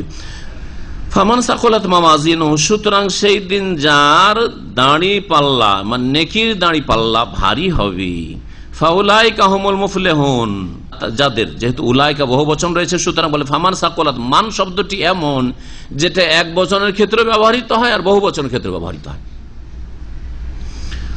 যেমন মান আনতা মানে কি, মান আনতা মানে তুমি, আর মান আনতুম, এ তো এখানে ওখানে মান বললাম, এখানে মান, তো এখানে তোমরা করে দিলেন। আনতাতে আনতুম হলো, কিন্তু মান চেঞ্জ হয়নি, হয়েছে কি? এই জন্য বললাম যে মানটি এক বচনের অর্থ বহন করে আর বহু বচন অর্থ বহন করে। আরবি তাহলে শিখলেন, ঠিক না? এইখানে ওই রকমই। ফামান সাকুলাত মাওয়াজিনুহু, যাদের দাড়ি পাল্লা কি হয়ে যাবে, ভারী হবে। কোন দাড়ি পাল্লা? কিসের পাল্লা? নেকির পাল্লা। কারণ নেকির পাল্লা ভারী হইলেই সফল কাম হবে। ফাউলাইকা হুমুল মুফলিহুন, তারাই সফল কাম হবে। কারণ আসল পাল্লা হচ্ছে নেকির পাল্লা, ওই জন্য নেকির পাল্লাকে এখানে নেকি শব্দটি উল্লেখ করা প্রয়োজনীয় হয়নি। ওমান খাফাত মাওয়াজিনুহু, আর যার দাড়ি পাল্লা হালকা হয়ে যাবে। কোন পাল্লা হালকা হবে? নেকির পাল্লা হালকা হয়ে যাবে। যাদের নেকির পাল্লা হালকা হয়ে যাবে, তাহলে গুনহার পাল্লা ভারী হয়ে যাবে। ফাউলাইকাল্লাযিনা খাসিরু আনফুসাহুম, তারাই নিজেদেরকে ক্ষতিগ্রস্ত করবে, তারাই নিজেদের ক্ষেত্রে ক্ষতিগ্রস্ত। কেন ক্ষতিগ্রস্ত? বেমা কানু বিআয়াতিনা ইয়াজলামুন, কারণ তারা আমার আয়াতের সাথে জুলমের আচরণ করেছে। আল্লাহ পাকের বিধানের সাথে কি করেছে? এখানে আয়াত বলতে কোরআন এবং হাদিসের বিধি বিধান বোঝানো হয়েছে। আয়াত বিধানগত আয়াত, কোরআন কারীমের বিধান, রাসূলুল্লাহ হাদিসের বিধান, সবগুলি অর্থে শামিল। আমার আয়াতের উপরে জুলুম করেছে, তো আল্লাহ পাকের আয়াতের উপরে জুলুম করা কেমন? কুফরি করা, অমান্য করা, অস্বীকার করা, হ্যাঁ, তারপরে আমল না করা, কর্ম না করা। কোরআন আল্লাহর কালাম, কিন্তু আমল, আকিমুস সালাহ বলছে নামাজ পড়ি না, ওয়াতুজ যাকাত, যাকাত দিই না, কুতিবা আলাইকুমুস সিয়াম, রোজা ফরজ করা হয়েছে, রোজা রাখতে পারি না, ঠিক না? ওয়ালা তাকরাবুজ জিনা, জিনার কাছে যেও না, না। ওয়ালা তাকতুলুন নাফস, অন্যায়ভাবে কাউকে হত্যা করিও না, খুনি। হ্যাঁ, আল্লাহ পাক রব্বুল আলামিন তারপরে বলছেন ওয়ালাকাদ মাক্কান্নাকুম ফিল আরদে, হে মানব জাতি, তোমাদেরকে আমি প্রতিষ্ঠিত করেছি এই জমিনে, পৃথিবীতে। আল্লাহ পাক মানুষকে প্রতিষ্ঠিত করেছেন। এখানে কি অর্থে প্রতিষ্ঠিত করেছেন? মানে যা প্রয়োজন, সমস্ত প্রয়োজনাদি আছে পৃথিবীতে। আর ওর চাইতে প্রাথমিক প্রতিষ্ঠিত হচ্ছে যে এখানে বসবাসের আল্লাহ ক্ষমতা দান করেছেন। জমিনকে আল্লাহ বসবাসযোগ্য করেছেন। এই জমিন যদি স্থির না থাকতো, তাহলে নিজে চলতেও পারতেন না, বসতেও পারতেন না, ঘুমাতেও পারতেন না, বাড়িঘরও তৈরি করতে পারতেন না। তো এখানে তামকিন, মাক্কান্না মানে হচ্ছে বসবাসের যোগ্য করা, যে জমিনকে তোমাদের জন্য বসবাসের যোগ্য করেছেন। শুধু বসবাস, কিন্তু যদি প্রয়োজন মিটাবার কোনো ব্যবস্থা না থাকতো তো মরে শেষ হয়ে যেতেন। তাই আল্লাহ বলছেন ওয়াজআলনা লাকুম ফিহা মাঈশা, আর এই জমিনেই তোমাদের জন্য জীবন উপকরণ, হ্যাঁ, মাঈশাতুনের বহু বচন মাঈশ, জীবন উপকরণ, অর্থাৎ হ্যাঁ তোমাদের জীবিকার ব্যবস্থা রেখেছেন, তোমাদের যতগুলি প্রয়োজন, খাদ্যের প্রয়োজন, পানীয়র প্রয়োজন, বস্ত্রের প্রয়োজন, ঘর বাড়ির প্রয়োজন, সমস্ত উপায় উপকরণ জীবনযাপনের জন্য যা লাগে তার সুব্যবস্থা আল্লাহ পাক এই জমিনেই রেখেছেন। জমিন থেকে হচ্ছে না হয় আসমান থেকে হচ্ছে, ওপর থেকে বৃষ্টি বর্ষণ হচ্ছে, না হলে হয়তো না, জমিন থেকে হচ্ছে আর আসমান থেকে হচ্ছে। আল্লাহ পাক রব্বুল আমাদের রিজিক এই জমিন আর আসমানের মাঝেই রেখেছেন। কালিলাম মা তাশকুরুন, কিন্তু তোমরা খুব অল্পই কৃতজ্ঞতা প্রকাশ করছো, অল্পই শুকরগুজার হচ্ছ। এই শুকরিয়া মানে কি? সবচেয়ে বড় শুকরিয়া হচ্ছে আল্লাহর প্রতি ঈমান নিয়ে আসা, আল্লাহর প্রতি বিশ্বাস করা। শুকরিয়া হচ্ছে আল্লাহ পাকের ফরজগুলি আদায় করা। শুকরিয়া হচ্ছে আল্লাহ এবং রাসূলের আদেশগুলি মেনে চলা। শুকরিয়া হচ্ছে হারাম নাজায়েজ কাজ থেকে, পাপের কাজ থেকে, কথা থেকে বেঁচে থাকা। তারপরে হচ্ছে সুন্নত মুস্তাহাব শুকরিয়া। খেয়ে দিয়ে শুকরিয়া আদায় করলেন, এটা কাপড় পরে আলহামদুলিল্লাহ বললেন, হ্যাঁ, এটা কোনো সুখ হয়েছে তখন সুখে আলহামদুলিল্লাহ আল্লাহ পাক দিয়েছেন, এগুলো হচ্ছে নফল শুকরিয়া, এগুলো হচ্ছে মুস্তাহাব শুকরিয়া। কিন্তু আসল শুকরিয়া হচ্ছে আল্লাহ পাকের প্রতি ঈমান এবং আল্লাহ এবং রসুলের আনুগত্য। এক কথায় যদি বলতে হয়, আল্লাহর প্রতি ঈমান এবং আল্লাহ রসুলের আনুগত্য করা, আল্লাহ এবং তার রাসূল সাল্লাল্লাহু আলাইহি সাল্লামের আদেশ নিষেধ মেনে চলা, এটি হচ্ছে আসল শুকরিয়া। এই শুকরিয়া তোমরা খুব কমই করছো, অথচ আল্লাহ তোমাদেরকে দুনিয়ায় বসবাসের শক্তি দিয়েছেন, সুযোগ সুবিধা করে দিয়েছেন, তোমাদের রুজি রিজিকের ব্যবস্থা রেখেছেন, প্রয়োজন মিটিয়েছেন, তারপরে তোমরা খুব কম শুকরিয়া আদায় করো। ওয়ালাকাদ খালাকনাকুম, হে মানুষ, নিঃসন্দেহে তোমাদেরকে আমি আল্লাহ সৃষ্টি করেছি। সুম্মা সাওয়ারনাকুম, অতঃপর তোমাদের আমি আকৃতি নির্ধারণ করেছি, তোমাদেরকে রূপ চেহারা দান করেছি, সুন্দর রূপ চেহারা। সাওয়ারাকুম ফাআহসানা সুওয়ারাকুম, আয়াতে বলেছেন কত সুন্দর চেহারা। এত সুন্দর চেহারা মানুষ ছাড়া অন্য কোন আল্লাহ পাক মাখলুককে দেননি। কোন সৃষ্টিকে আল্লাহ পাক এত সুন্দর করে যত সুন্দর করেছেন মানব জাতিকে, আদম সন্তানকে। তো আল্লাহ পাক সৃষ্টি করলেন, রূপ চেহারা দিলেন, তারপরে সুম্মা কুলনা, তারপরে আল্লাহ বলছেন আমি বললাম, লিল মালাইকাতে, ফেরেশতাগণকে, উসজুদু লি আদম, তোমরা সিজদা করো আদম আলাইহিস সালামকে। তাহলে বোঝা গেল যে তারপরে সিজদা করতে বললেন। তো আদম আলাইহিস সালামকে সিজদা করতে যখন, তার আগে কি আমাদেরকে আল্লাহ সৃষ্টি করেছিলেন? তা আল্লাহ যে বহু বচন দিয়ে বলেছেন, তো আসলে কি সকল মানুষকে এখানে সম্বোধন করা হয়েছে?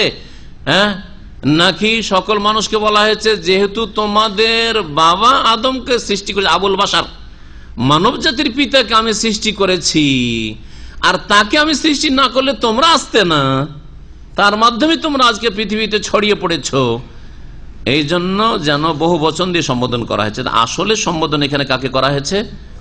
আদম আলাইহিস সালামকে। যে আদমকে সৃষ্টি করলাম, তারা আদমকে সুন্দর রূপ চেহারা দিলাম। আদমকে শুধু সৃষ্টি করেননি, নিজের হাতে সৃষ্টি করেছেন। কোন মাখলুককে আল্লাহ নিজ হাত দিয়ে আল্লাহ সৃষ্টি করেননি। এই বৈশিষ্ট্যটা অনেকে খেয়াল রাখে না। অন্য মাখলুককে আল্লাহ শুধু কোন হয়ে যা, হয়ে গেছে, কিন্তু আদমকে লেমা খালাক তো বিয়াদাইয়া, আমি দুই হাত দিয়ে সৃষ্টি করলাম আল্লাহ বলছেন। তা আল্লাহর কথাটা এমনি, আল্লাহ বলছেন বিয়াদাইয়া, আর বললেন এমনি সৃষ্টি করলেন, কোন দিয়ে বলবেন আপনি? আল্লাহ বলেছেন দুই হাত দিয়ে, দুই হাত দিয়ে, আর দুই হাত দিয়ে সৃষ্টি করেছেন, দ্বিবচন বলেছেন, তার আল্লাহ দুই হাত আছে, আল্লাহর হাত আল্লাহর মতো, না অস্বীকার করবেন? এটা হচ্ছে গুমরাহির রাস্তা। আল্লাহ বলছেন দুই হাত দিয়ে সৃষ্টি করেছি, বলছে আল্লাহর হাত নাই, কুদরতি হাত। এই গুমরাহি জনসাধারণের চাইতে বেশি মাদ্রাসা পড়াদের মধ্যে রয়েছে। আল্লাহ পাক রব্বুল আলামিন বলছেন যে আদম আলাইহিস সালামকে, তোমাদের পিতাকে সৃষ্টি করার পরে ফেরেশতাগণকে বললাম উসজুদু লি আদম, আদম আলাইহিস সালামকে সিজদা করো। ফাসাজাদু ইল্লা ইবলিস, সকলেই সিজদা করলো, কিন্তু ইবলিস সিজদা করলো না। ইবলিস সিজদা করলো না, তো ইবলিস কি ফেরেশতা ছিল? আল্লাহ হুকুম করলেন মালায়েকাকে, ফেরেশতাকে, ফেরেশতারা সিজদা করলো, ইবলিস সিজদা করলো। ইবলিস কি মালায়েকার অন্তর্ভুক্ত ছিল? কি বলবেন তাহলে? আল্লাহর অর্ডার কি ইবলিসকে হয়েছিল? জিনকে হয়েছিল? জিনকে হয়েছিল? হুকুম হয়েছিল মালায়েকাকে। তো ইবলিস কেন ওদের দলভুক্ত হইল? ফাঁসলো কি করে ওখানে গিয়ে? হ্যাঁ, বোঝা গেছে? কোন একটা জায়গাতে কিছুক্ষণের জন্য খোলা হয়েছে ধরেন, আর একটা লোক আসলে ঢুকতো না, ঢুকে গেছে, তারপরে দরজা বন্ধ হয়ে গেছে, ফেসে গেছে কিনা, বের হইতে পারবে? ওই রকম ব্যাপার ইবলিসের হয়েছে। ইবলিস আসলে জিনের। সূরা কাহফের আয়াত নম্বর 50 আল্লাহ বলছেন যে কানা মিনাল জিন্নে ফাফাসাকা আন আমরি রাব্বি। ইবলিস সিজদা করেনি, সে জিনদের দলের ছিল, আল্লাহর বিরুদ্ধাচরণ করেছিল। তো স্পষ্ট আয়াতই বলা হয়েছে যে ইবলিস নূরের পয়দা না, ইবলিস মালায়েকাদের অন্তর্ভুক্ত না, ইবলিস জিনদের অন্তর্ভুক্ত ছিল। জি, তাহলে ফেরেশতাদেরকে সম্বোধন করা হলো, ওতে কি করে ঢুকলো? ইবলিস সম্পর্কে বলা হয়েছে, মুফাসসিরিন করে বলেছেন যে ইবলিসকে আল্লাহ পাক এসব ঘটাবেন, আর এসব আল্লাহ পাকের হিকমতে ঘটবে। ইবলিসকেও আল্লাহ পাক যে কোনো কারণে হোক, যেগুলি কিসসা কাহিনী আর আমাদের দেশে লম্বা, আজাজিল, ইবলিসের নাম কি বলা হয়েছে আমাদের দেশের কিসসা কাহিনীতে? এগুলো হচ্ছে কেসাসুল আম্বিয়ার ঘটনা, এগুলো পুঁথির ঘটনা, আমরা ওইসব নাম বলবো না যেগুলো কোরআন হাদিসে নেই। তো কথা হচ্ছে খুব ইবাদতবন্দি করতো, তারপরে আল্লাহ পাক মালায়েকার সাথে থাকতে দিয়েছিল। আল্লাহ যে কোনো কারণে হোক, মালায়েকা ফেরেশতারা আকাশে থাকতো, ফেরেশতাদের সাথে এই ইবলিসকেও থাকার সুযোগ দেওয়া হয়েছিল, চলাফেরার সুযোগ দেওয়া হয়েছিল, আকাশে থাকতো ওদের সাথে। একদল বলছেন যে আকাশে থাকতো মালায়ে আলাতে, আর আরেক দল বলছেন যে না, জান্নাতে থাকতো। অধিকাংশ মুফাসসিরিনগণ বলছেন যে মালায়েকারাও জান্নাতে ছিলেন, আর এই ইবলিস ওখানে। আয়াত আসছে, ওটা বুঝতে সুবিধা হবে, আমার এই ব্যাখ্যাটা আগে শুনে রাখলাম। দুটি মত রয়েছে, জান্নাতে না হইলেও আকাশে। জি, সুউচ্চ স্থানে যেখানে মালায়েকারা বসবাস করতেন, মালায়েকারা চলাফেরা করতেন, মালায়েকারা বসতেন, সেখানে ইবলিসও বসার সুযোগ পেয়েছে। আল্লাহ যখন হুকুম করলেন মালায়েকাদেরকে যে তোমরা সিজদা করো, তো ওই দলই তো শামিল আছে, তখন তাকেও সম্বোধন হলো যে মালায়েকা সবাই সিজদা করছে, তুমি একা আবার সিজদা করবে না কেন? তোমাকেও সিজদা করতে হবে। বোঝা গেছে? এইভাবে এই সিজদার হুকুমের আওতাভুক্ত হইল ইবলিস। ইবলিস কিন্তু সিজদা করলো না। ইবলিসের মধ্যে অহংকার, ও কি আর সিজদা করে? ইবলিস বাতিল ভ্রান্ত যুক্তি পেশ করলো, ও কি আর সিজদা করে? সিজদা করলো না। লাম ইয়াকুম মিনাস সাজিদিন, সিজদাকারীদের অন্তর্ভুক্ত হইল না। কালা, তখন আল্লাহ পাক বলে মা মানাকা আল্লাহ তাসজুদা ইজ আমারতুক, কোন জিনিসটাই তোমাকে বাধা দিল যে তুমি সিজদা করলে না? এইভাবে অর্থ করেন তাহলে লায়ের মানে লা মানে কি হয়? না হয়, তো নায়ের অর্থটা ঠিক থাকবে। মা মানাকা, তোমাকে কোন জিনিসটা বাধা দিল যে তুমি সিজদা, আল্লাহ তাসজুদা, যে তুমি সিজদা করলে না। তাহলে নায়ের অর্থ ঠিক থাকলো কি না? আর যদি এরকম করেন টানা অর্থ, মা মানাকা আল্লাহ তাসজুদা, তোমাকে সিজদা করতে কোন জিনিসটা বাধা দিল, তাহলে নায়ের অর্থ আর লায়ের অর্থ হলো না। এই জন্য মুফাসসিরিনগণ বলছেন এখানে লাটা হচ্ছে অলংকারের জন্য অতিরিক্ত জায়েদা, এখানে লায়ের অর্থ নেই। কখনো কখনো আরবিতে লা অলংকারের জন্য হয়, যেমন লা উকসিমু বিয়াউমিল কিয়ামা, লা উকসিমু বিহাযাল বালাদ। আল্লাহ বলছেন আমি কসম করছি এই শহরের বা কিয়ামতের দিনের, কিন্তু লা দিয়ে শুরু হয়েছে, তাও কসম করছি না। লা উকসিমু মানে কি হবে? কসম করছি না। তো এই অর্থ তো নেই এখানে। তো এটা হচ্ছে লা কিসের জন্য? অতিরিক্ত অলংকারের জন্য। আর আরেকটা বলা যাবে তাগিদের জন্য, কসমটা শপথটা তাগিদের জন্য। জি, কিন্তু লা এমনি নায়ের অর্থে শাব্দিক, এখানে ওই অর্থটা ধরা যাবে না, যেহেতু অতিরিক্ত। সেটা কিছু অতিরিক্ত অক্ষর থাকে প্রত্যেক ভাষাতে, ইংরেজিতে থাকে না, আছে না, যেগুলোকে বলা হয় যে উচ্চারণে আসবে না, লিখতে হবে কিন্তু উচ্চারণে আসবে না। হ্যাঁ, ছুরির ইংরেজি কি দিয়ে শুরু হয়? মাশাআল্লাহ, তাহলে জানছেন। এই বোঝানোর জন্য শুধু এতটুকু। ইজ আমার তো, যখন তোমাকে আমি নির্দেশ দিলাম, ফেরেশতাদেরকে নির্দেশ দিয়েছি, আর তুমি ফেরেশতাদের মজলিসে বসে আছো, মানে তোমাকে হুকুম দিয়েছে, তোমাকে নির্দেশ দিয়েছি, কেন তুমি সিজদা করলে না? কালা, ইবলিস বলল আনা খায়রুম মিনহু, আমি আদমের চাইতে শ্রেষ্ঠ। কেন শ্রেষ্ঠ? যুক্তি শুনেন। খালাকতানি মিন নারিন, আমাকে আগুন দিয়ে তুমি সৃষ্টি করেছো, ওয়া খালাকতাহু মিন তিন, আর তাকে কাদামাটি দিয়ে সৃষ্টি করেছো। তিন মানে রসাল কাদা মাটি, শুখা মাটি নয়, সেই জন্য বললাম তিন। আর তোরাব যদি হয়তো তো ধুলা মাটি। জি হ্যাঁ, তো মিন তিন, কাদা মাটি দিয়ে সৃষ্টি করলে ওকে, আর আমাকে আগুন দিয়ে সৃষ্টি করলে, আমি কি করে সিজদা করতে পারি? ও কোন যুক্তি পেশ করলো? আগুন জ্বলে ওপর দিকে যায়, আর ঢেল ছুড়লে বা কাদা ছুড়লে নিচের দিকে যায়, তো ওকে কেন সিজদা করবো? এই যুক্তি হচ্ছে দলিলের সামনে যুক্তি পেশ করা। আল্লাহর আদেশের সামনে কেউ যদি যুক্তি পেশ করে তাহলে সেটা হক না বাতিল? বাতিল।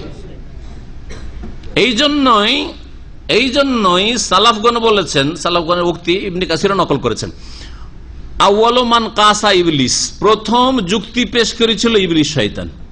এই পৃথিবীতে প্রথম যুক্তি কে দাঁড় করেছিল? ইবলিস শয়তান। কোন যুক্তি? অযৌক্তিক যুক্তি। কোন যুক্তি? বাতিল যুক্তি, আল্লাহর হুকুমের সামনে, দলিল প্রমাণের সামনে যুক্তি। তাহলে বোঝা গেল যে আজকেও যদি ইবলিস ছাড়া কেউ অন্য ইবলিসের রাস্তায় চলতে চায়, তাহলে কোরআনের আয়াত আছে, রসুলের হাদিস আছে, আর ওর সামনে যুক্তি পেশ করবে। আল্লাহ বলছেন আল্লাহ আরশে রয়েছেন, ঠিক না? আর কেউ যদি বলে কেমন করে, পৃথিবী তো গোল। এটা আমাদের এই ভাই শোনালো যে ইন্টারনেটে এক বেদাতি বক্তা বলছে পৃথিবী, হ্যাঁ এক মুফতি বলছে, বুঝছেন, এইগুলো হলো মুফতি, এগুলো ইবলিস, তো ইবলিসের তরিকা চলনেওয়ালা মুফতি। পৃথিবী হচ্ছে গোল, যখন গোল হচ্ছে তাহলে আমরা যদি ধরেন এদিকে আসি তো আমরা ওপরে বলবো, তো নিচের লোকেরা কি করে বলবে? হ্যাঁ, বোঝা গেছে এই কথা না বলছে? তো আল্লাহ বলছেন আর রহমান ও আলাল আরশি ইস্তাওয়া আ'আমিনতুম মান ফিস সামায়ে, তিনি উঁচুতে রয়েছেন। বলছে পৃথিবী গোলাকার, যুক্তি এটা কেমন করে হয়? এইরকম বহু জিনিস রয়েছে, বহু বিষয়ে কোরআনে বা হাদিসে দলিল আছে, ওর সামনে যুক্তি। যেমন উসুল ফিকাতে রয়েছে এক মযহাবের, এটা হচ্ছে যুক্তির সামনে, কিসের সামনে? কোরআনে বা হাদিসে দলিলের সামনে যুক্তি পেশ করা। এটা হচ্ছে ইবলিশি যুক্তি। বলছে আবু হুরায়রা আর আনাস বিন মালিক এরা অত ফাকি সাহাবী ছিলেন না, কত বড় বেয়াদবি। এটা যদি একটা খ্রিস্টান বলতো তো বড় মিছিল বেরোতো মুসলিম দেশে, এটা ইহুদি বললে মিছিল বেরোতো, হ্যাঁ, আর বিক্ষোভ আর ভাঙচুর করতো, ঠিক না? হ্যাঁ, যে একটা হিন্দু বলতো তাহলে একবার উথাল পাথাল শুরু করে দিতেন বাংলাদেশে। কিন্তু উসুলে ফিকাতে যেহেতু বলা হয়েছে কোনো অসুবিধা নেই, উসুলে ফিকাতে পড়ানো হচ্ছে, নুরুল আনোয়ারে আছে, বুঝা গেছে? আর বুখারীর টিকাতেও আছে, সাহারানপুর দেওবন্দ থেকে ছাপা বুখারীর টিকাতেও আছে। কি আছে? যে আবু হুরায়রা আর আনাস যেহেতু গায়র ফাকি সাহাবী, অথচ আবু হুরায়রা ফতোয়া দিতেন সাহাবায়ে কেরামের জামানায়। আনাস 10 বছর খেদমত করলেন, তারপরে পণ্ডিত হইতে পারে, ফাকি নাকি হইতে পারলেন না এই মযহাবে, এই মযহাবের ভণ্ডদের কাছে। আমি বলবো না যে মযহাব ইমাম আবু হানিফার কাছে, আবু হানিফার কথা নয় এটা, এটা ইমাম আবু হানিফা কখনো বলতে পারেন না, আবু ইউসুফ মুহাম্মদও বলেননি। এগুলি হচ্ছে পরবর্তীকালের গোঁড়াদের কথা, বিদাতীদের কথা। মযহাবের নামে এরা বিভ্রান্তি ছড়িয়েছে। জি, তাহলে কি করতে হবে? যখন এরা গায়র ফাকি, এখন শোনেন, গায়র ফাকি এক বেয়াদবি করলো এত বড়, তারপরে বলছে তাদের হাদিস যদি কিয়াসে জালির বিপরীত হয়, কিয়াসে জালি মানে স্পষ্ট যুক্তি, কিয়াস মানে যুক্তি, স্পষ্ট যুক্তির যদি পরিপন্থী হয়, তাহলে যুক্তিকে ঠিক রাখার জন্য তাদের হাদিসগুলি ছেড়ে দিতে হবে। নাউজুবিল্লাহ, নাউজুবিল্লাহ, এই কথা বানিয়ে বলি না। যদি কেউ দেখতে চান, আর যারা ফাজেল কামেল পড়েছেন তারা আমার কাছে এসে স্বীকার করেছেন আমি নিজে পড়েছি, পড়িয়েছি কি সব কিতাব, জি, যার ফলে আমি কোনো কথা শুনে বলি না, আমি ওইসব শোনা কথাতে বিশ্বাস করি না। জি, তো আল্লাহ পাক হেফাজত করেন। এটাকে কি বলা হবে? এটা হচ্ছে ইবলিসি যুক্তি। রসুলের হাদিসের সামনে কি করতে হবে? কিয়াসকে মানতে হবে না। কিয়াস কখন? যখন কোরআনে কারিমে স্পষ্ট নেই, রসুলের হাদিসে স্পষ্ট নেই, উম্মতের ইজমা, সাহাবায়ে কেরামের ইজমা, ঐক্যমত পাওয়া যায় না, তখন কোন মাসলার ক্ষেত্রে বলতে পারেন যে এই ক্ষেত্রে কিয়াসকে সামনে নিয়ে আসি। এইরকম কিয়াস আছে ইসলামে স্বীকৃত, কিন্তু হাদিসের সামনে, আয়াতের সামনে যুক্তি পেশ করবে, এটা হচ্ছে ইবলিসি তরিকা। তো এই যুক্তি পেশ করলো যে আমি ওকে কি করে সিজদা করব, আমি আগুনের, সে মাটির। অথচ এই যুক্তি তার ভুল। প্রথম কথা, এই যুক্তি আল্লাহর আদেশের সামনে, আল্লাহর আদেশের বিপরীত, তাহলে তার যুক্তি বাতিল আর আল্লাহর আদেশ স্বীকৃত হক, ঠিক না? জি। 2 নম্বর কথা, মাটি থেকে তৈরি হলে ছোট হয়ে যায়, এটা কে বললো? এটা তার শয়তানি কথা, এটা আসল কথা নয়, সত্য কথা নয়। বরং মাটির মধ্যে স্থিরতা রয়েছে। মাটির মধ্যে কি রয়েছে? স্থিরতা রয়েছে। আর আগুনের মধ্যে অস্থিরতা রয়েছে, স্থিরতা নেই। আগুন হালকা, মাটি ভারী। মানুষ ভারী মানুষকে, ভারতওয়ালা লোককে মানুষ পছন্দ করে না, ভদ্র বলে না। ভদ্র কাকে বলে? ভারতওয়ালা। ভারত নিয়ে বসে আছে, ভদ্রভাবে কথাবার্তা বলে, ভদ্র আচরণ করে। কেউ যদি তাকে গালও দেয় তবু লাফিয়ে উঠে না, ওকে না ভালো বলে, ঠিক না? কিন্তু যে আগুনের মতো দাও দাও করে উঠে আর কথা বলতেই আছে, কথা বলতে আছে, লাফাইতেই আছে, ভদ্র বলে না অভদ্র বলে? অভদ্র বলে। তাহলে আগুন দিয়ে সৃষ্টি হয়, কি করে শ্রেষ্ঠ হলো? মাটি দিয়ে সৃষ্টি হলেই তো শ্রেষ্ঠ হয়, বোঝা গেছে? তারপরে মাটি দিয়ে সৃষ্টি, মাটি আর আগুনের সৃষ্টি। তো আগুন হলে শ্রেষ্ঠ কি করে হইতে পারে? মাটি দিয়ে আল্লাহ যদিও সৃষ্টি করেছেন, তবু আদম আলাইহিস সালামকে নিজ হাতে সৃষ্টি করেছেন। এই দিকটা ইবলিস খেয়াল রাখানো হলো না। আর জিন কি আল্লাহ নিজ হাতে পয়দা করেন নেই, এই দিকটা যদি খেয়াল রাখতো তাহলে এই গুমরাহিতে লিপ্ত হইতো না। বোঝা গেছে? জি হ্যাঁ। তো বেশ কিছু দিক রয়েছে এই যুক্তির খণ্ডনের। এটি বাতিল যুক্তি। প্রথম কথা, আল্লাহর আদেশের সামনে কোনো যুক্তি চলে না। জি। কালা, আল্লাহ পাক তখন বলে ফাহাবেত মিনহা, এখান থেকে নেমে যাও। এখন এখান থেকে নেমে যাও মানে কোথা থেকে? অধিকাংশ তাফসীরকাররা বলছেন মিনাল জান্নাত, জান্নাত থেকে নেমে যাও, আর জান্নাতে তোকে থাকতে দেওয়া হবে না, যা জেনে বেরিয়ে যাতে। আর এক দল যারা বলছেন না না না, জান্নাতে ইবলিসকে রাখা হয়নি, আর মালায়েকা ছিলেন না, তারা ছিলেন আসমানে, আকাশ থেকে নেমে যা, জমিনে নামিয়ে দিলেন আল্লাহ পাক আকাশ থেকে। ফামা ইয়াকুনু লাকা আন তাতাকাব্বারা ফিহা, তোমার জন্য এখানে বসে অহংকার করা চলবে না। তুমি এখানে আসমানে আল্লাহ জায়গা দিয়েছেন, তুমি অহংকার করবে, এটা চলে না। যাও। ফাখরুজু, সুতরাং বেরিয়ে পড়ো।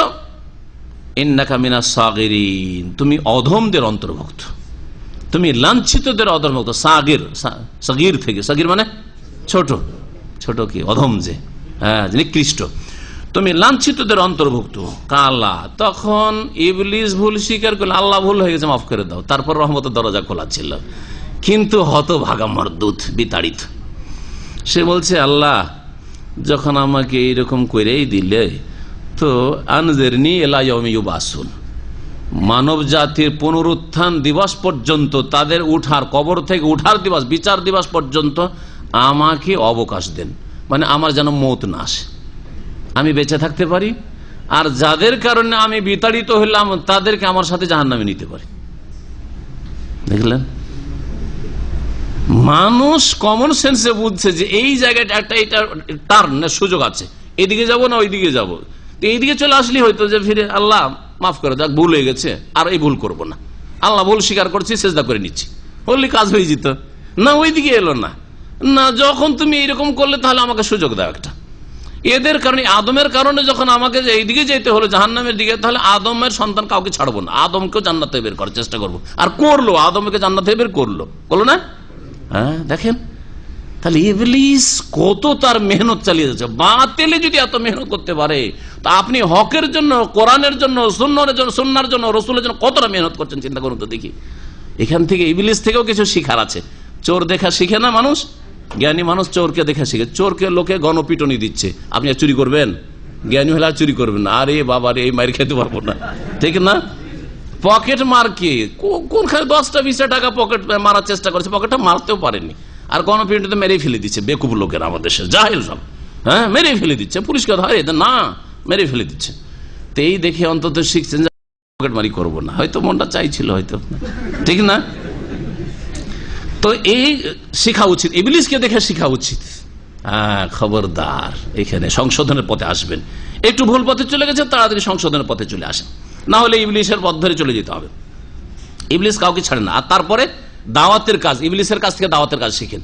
ইবলিস যদি গুমরাহির দাওয়াত দিতে পারে, কুফরির দাওয়াত দিতে পারে, শিরকের দাওয়াত দিতে পারে, পাপের দাওয়াত দিতে এত যদি প্রয়াস চালাতে পারে, তা আপনি হকের দাওয়াতে কেন এত গাফিল, এত কেন উদাসীন, এত কেন অলস, কেন অলস? আল্লাহ পাক যেন তৌফিক দান করেন। আল্লাহ পাক বলছেন, ইবলিস তখন বলল যে আল্লাহ আনজিরনি, আমাকে অবকাশ দাও, ইলা ইয়াউমি ইউবাসুন, তাদের পুনরুত্থানের দিন পর্যন্ত। কালা ইন্নাকা মিনাল মুনজারিন, তখন আল্লাহ সাথে সাথে বললেন যে তুমি ওইসব লোকদের, ওইসবদের অন্তর্ভুক্ত যাদেরকে অবকাশ দেওয়া হয়েছে, অর্থাৎ তোমাকে অবকাশ দেওয়া হইল। কালা, তখন ইবলিস বলল ফাবেমা আগুয়াইতানি, আল্লাহ যেহেতু আমাকে তুমি পথভ্রষ্ট করেই দিয়েছো।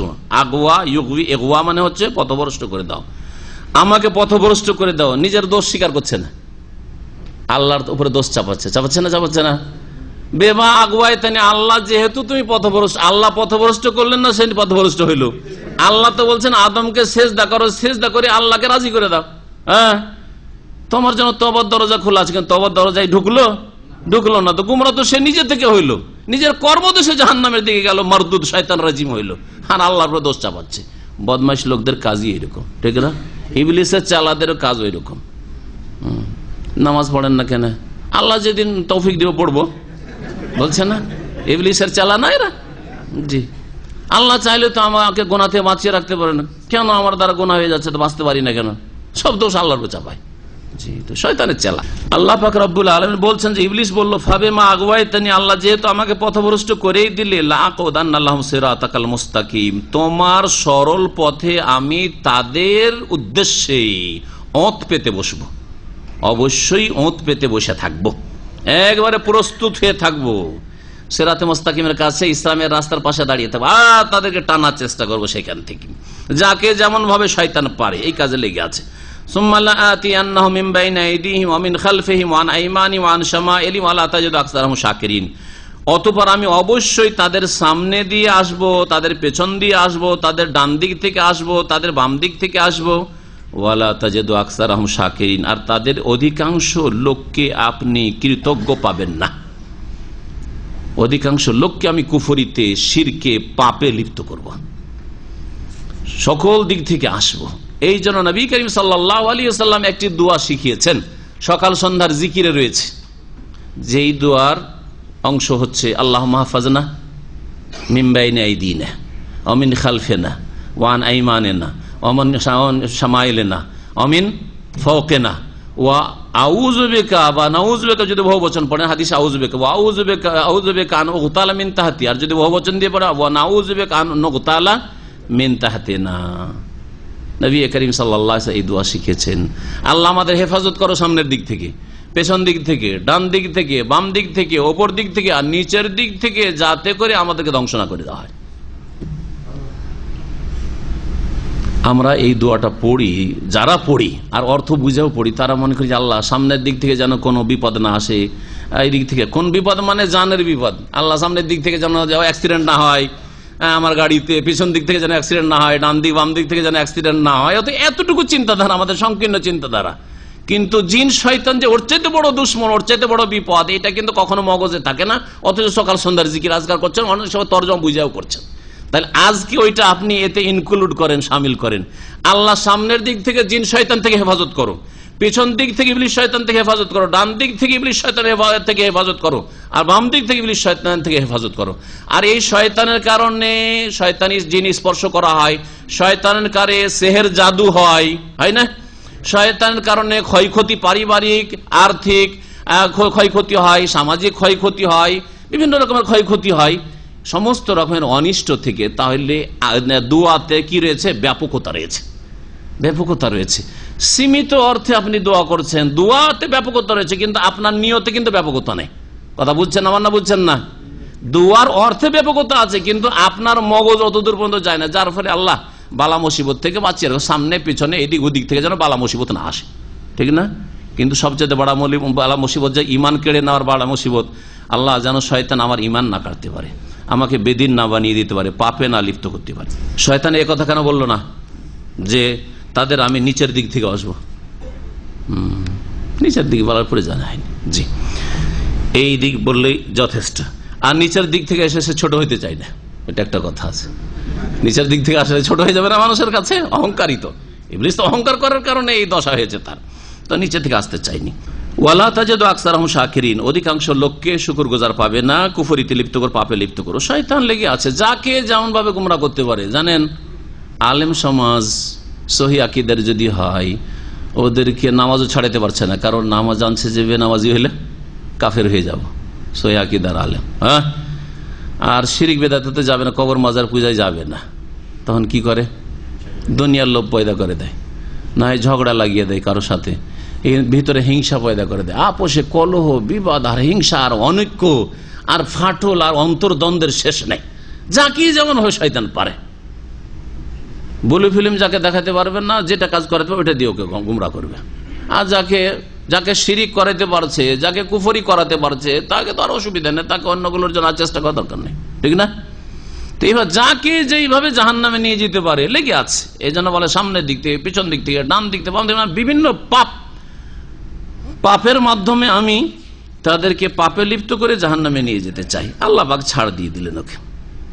কাল আখরুজ মিনহা, আল্লাহ পাক বললেন যে যাও এখান থেকে বেরিয়ে যাও। উখরুজ মিনহা, আবার বলছেন আল্লাহ পাক।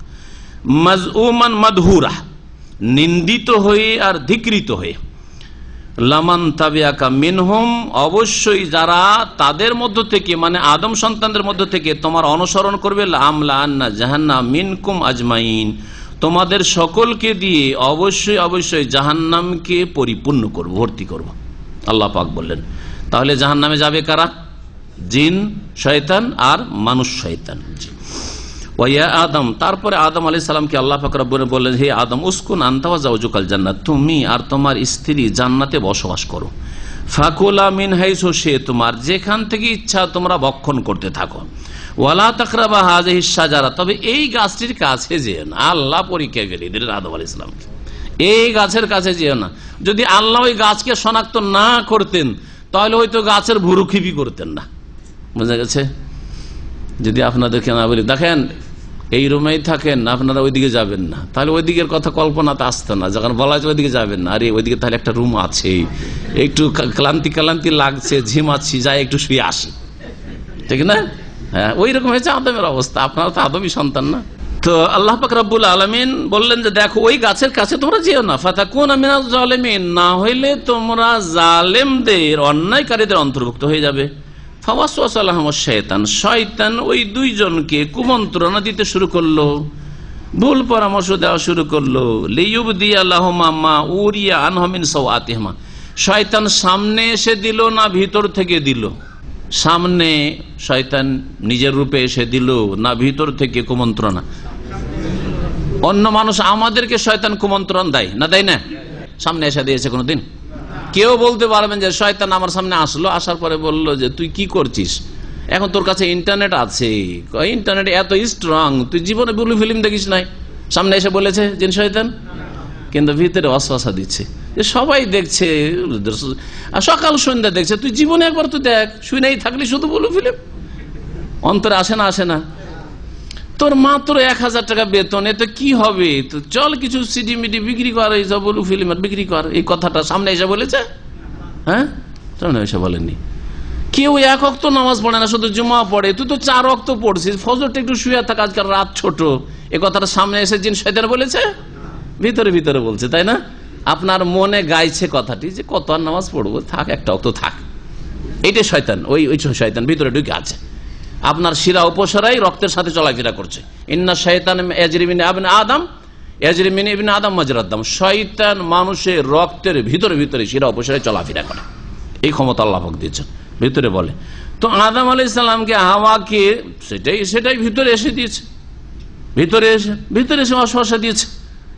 এটা অস্বীকার করার নাই। অতিরিক্ত সামনে এসে কারো রূপ ধরে এসে বলেছে বলেনি, সেটা আল্লাহ পাক বলে জানে, সেটা আল্লাহ পাক ভালো জানে। কিন্তু ভিতরের ওয়াসওয়াসা যেমন আমাদের জন্য রয়েছে তেমন আদম আলাইহিস সালাম, এবং এতে কোনো বিচিত্র আছে যে তাদের মনে এই কথার ওয়াসওয়াসা কুমন্ত্রণা হয়েছে যে আল্লাহ কেন নিষেধ করলেন, যে তার মানে এই গাছের ফলটা খেলে একটা লাভ আছে, হয়তো চিরকাল থাকা যাবে।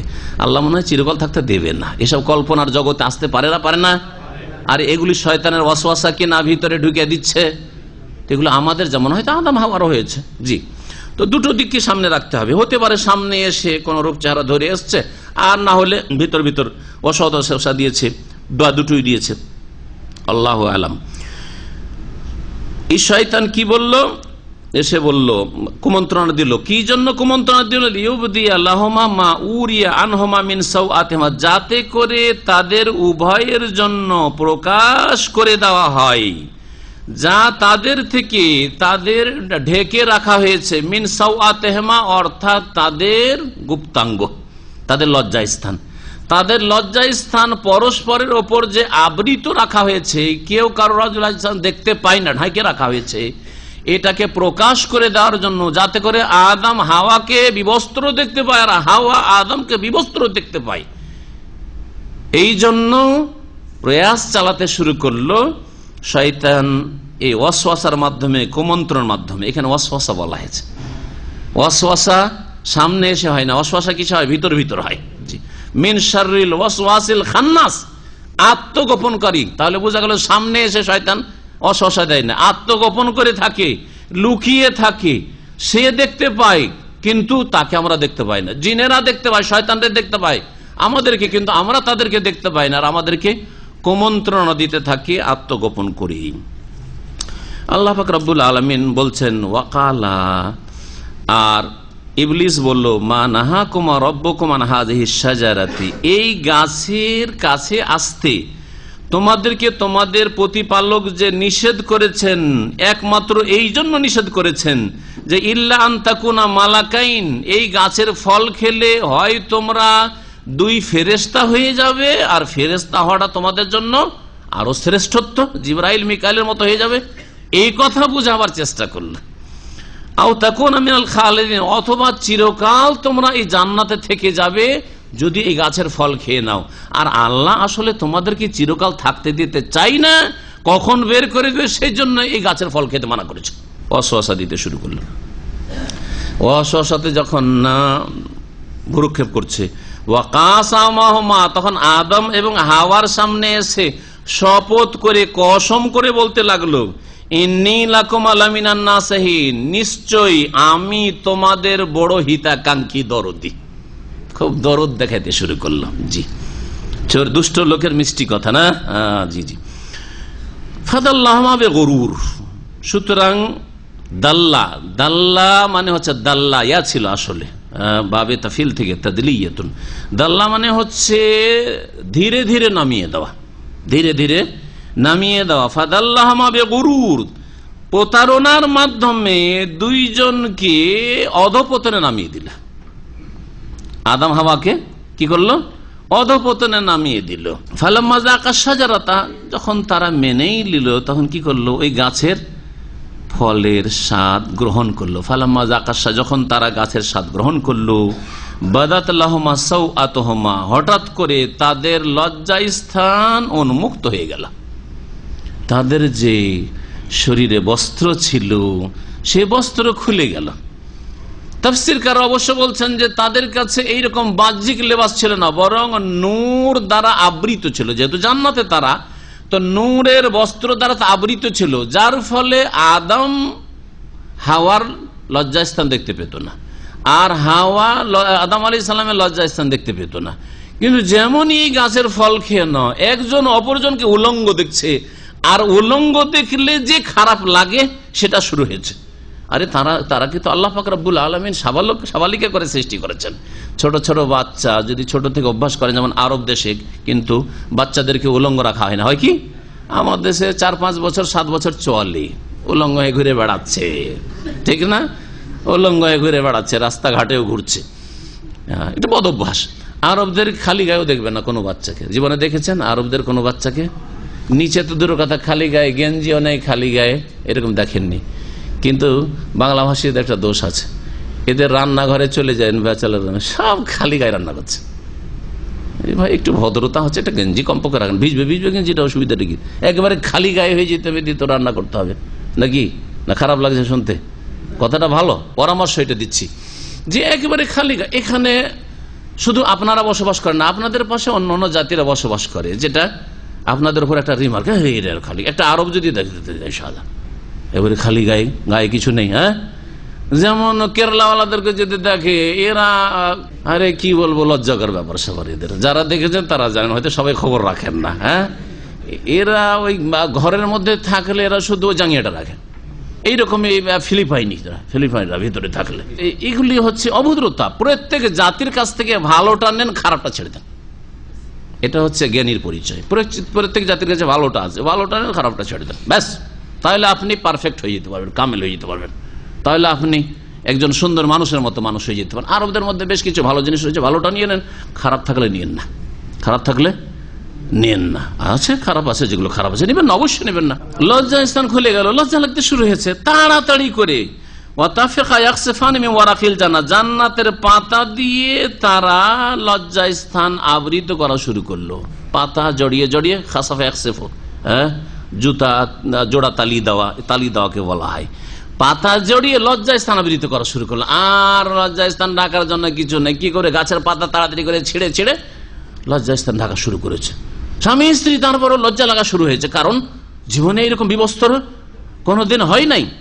ওয়ানাদাহুমা রাব্বুহুমা, তখন দুইজনকে আল্লাহ পাক রব্বুল আলামিন ডাক দিলেন আর বললেন, আলাম আনহাকুম আন তিলকুমা শাজারাতে, তোমাদের এই দুইজনকে এই গাছের কাছে যেতে বারণ করিনি? নিষেধ করিনি। ওয়াকুল লাকুম, আর এই কথাও তোমাদেরকে বলে দিই নাই, ইন্না শাইতান লাকুম আদুউম মুবিন, যে শয়তান তোমাদের প্রকাশ্য দুশমন।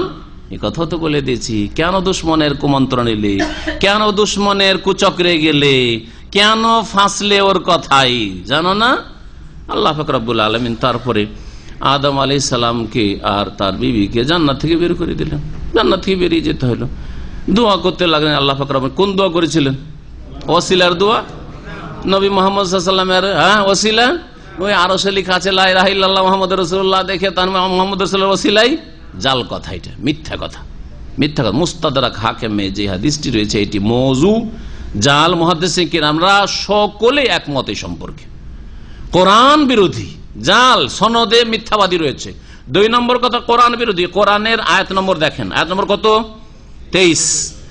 কালা, স্বামী স্ত্রী দুইজনেই বলতে শুরু করলেন এই দোয়া, রব্বানা যালামনা আনফুসানা, হে আমাদের প্রতিপালক, আমরা নিজেদের উপর অত্যাচার করেছি, ওয়াইল্লাম তাগফির লানা, আমাদেরকে যদি তুমি ক্ষমা না করো, ওয়া তারহামনা, আর আমাদের প্রতি দয়া না করো, লানাকুনান্না মিনাল খাসিরিন, অবশ্যই আমরা ক্ষতিগ্রস্তদের দলে শামিল হয়ে যাব। কালা, তখন আল্লাহ পাক বলেন ইহবিতু বা'দুকুম লিবা'দিন আদু, তোমরা নেমে যাও, যাও এখান থেকে। এখন আকাশ থেকে নেমে যেতে হবে আর জান্নাত থেকে নেমে যেতে হবে। বা'দুকুম লিবা'দিন আদু, তোমরা পরস্পরের শত্রু, তোমরা এখন একে অপরের শত্রু। কে কার শত্রু? হ্যাঁ, শয়তান, জিন আর মানুষ। হ্যাঁ, জিন আর মানুষ। হে মানুষ, হে আদম, তুমি এই ইবলিসের শত্রু আর ইবলিস তোমার শত্রু। এইরকম শত্রুতা তোমাদের কিয়ামত পর্যন্ত চলতে থাকবে আর তোমাদেরকে জাহান্নামে নিয়ে যাওয়ার চেষ্টা করতেই থাকবে। তোমরা পরস্পরের শত্রু।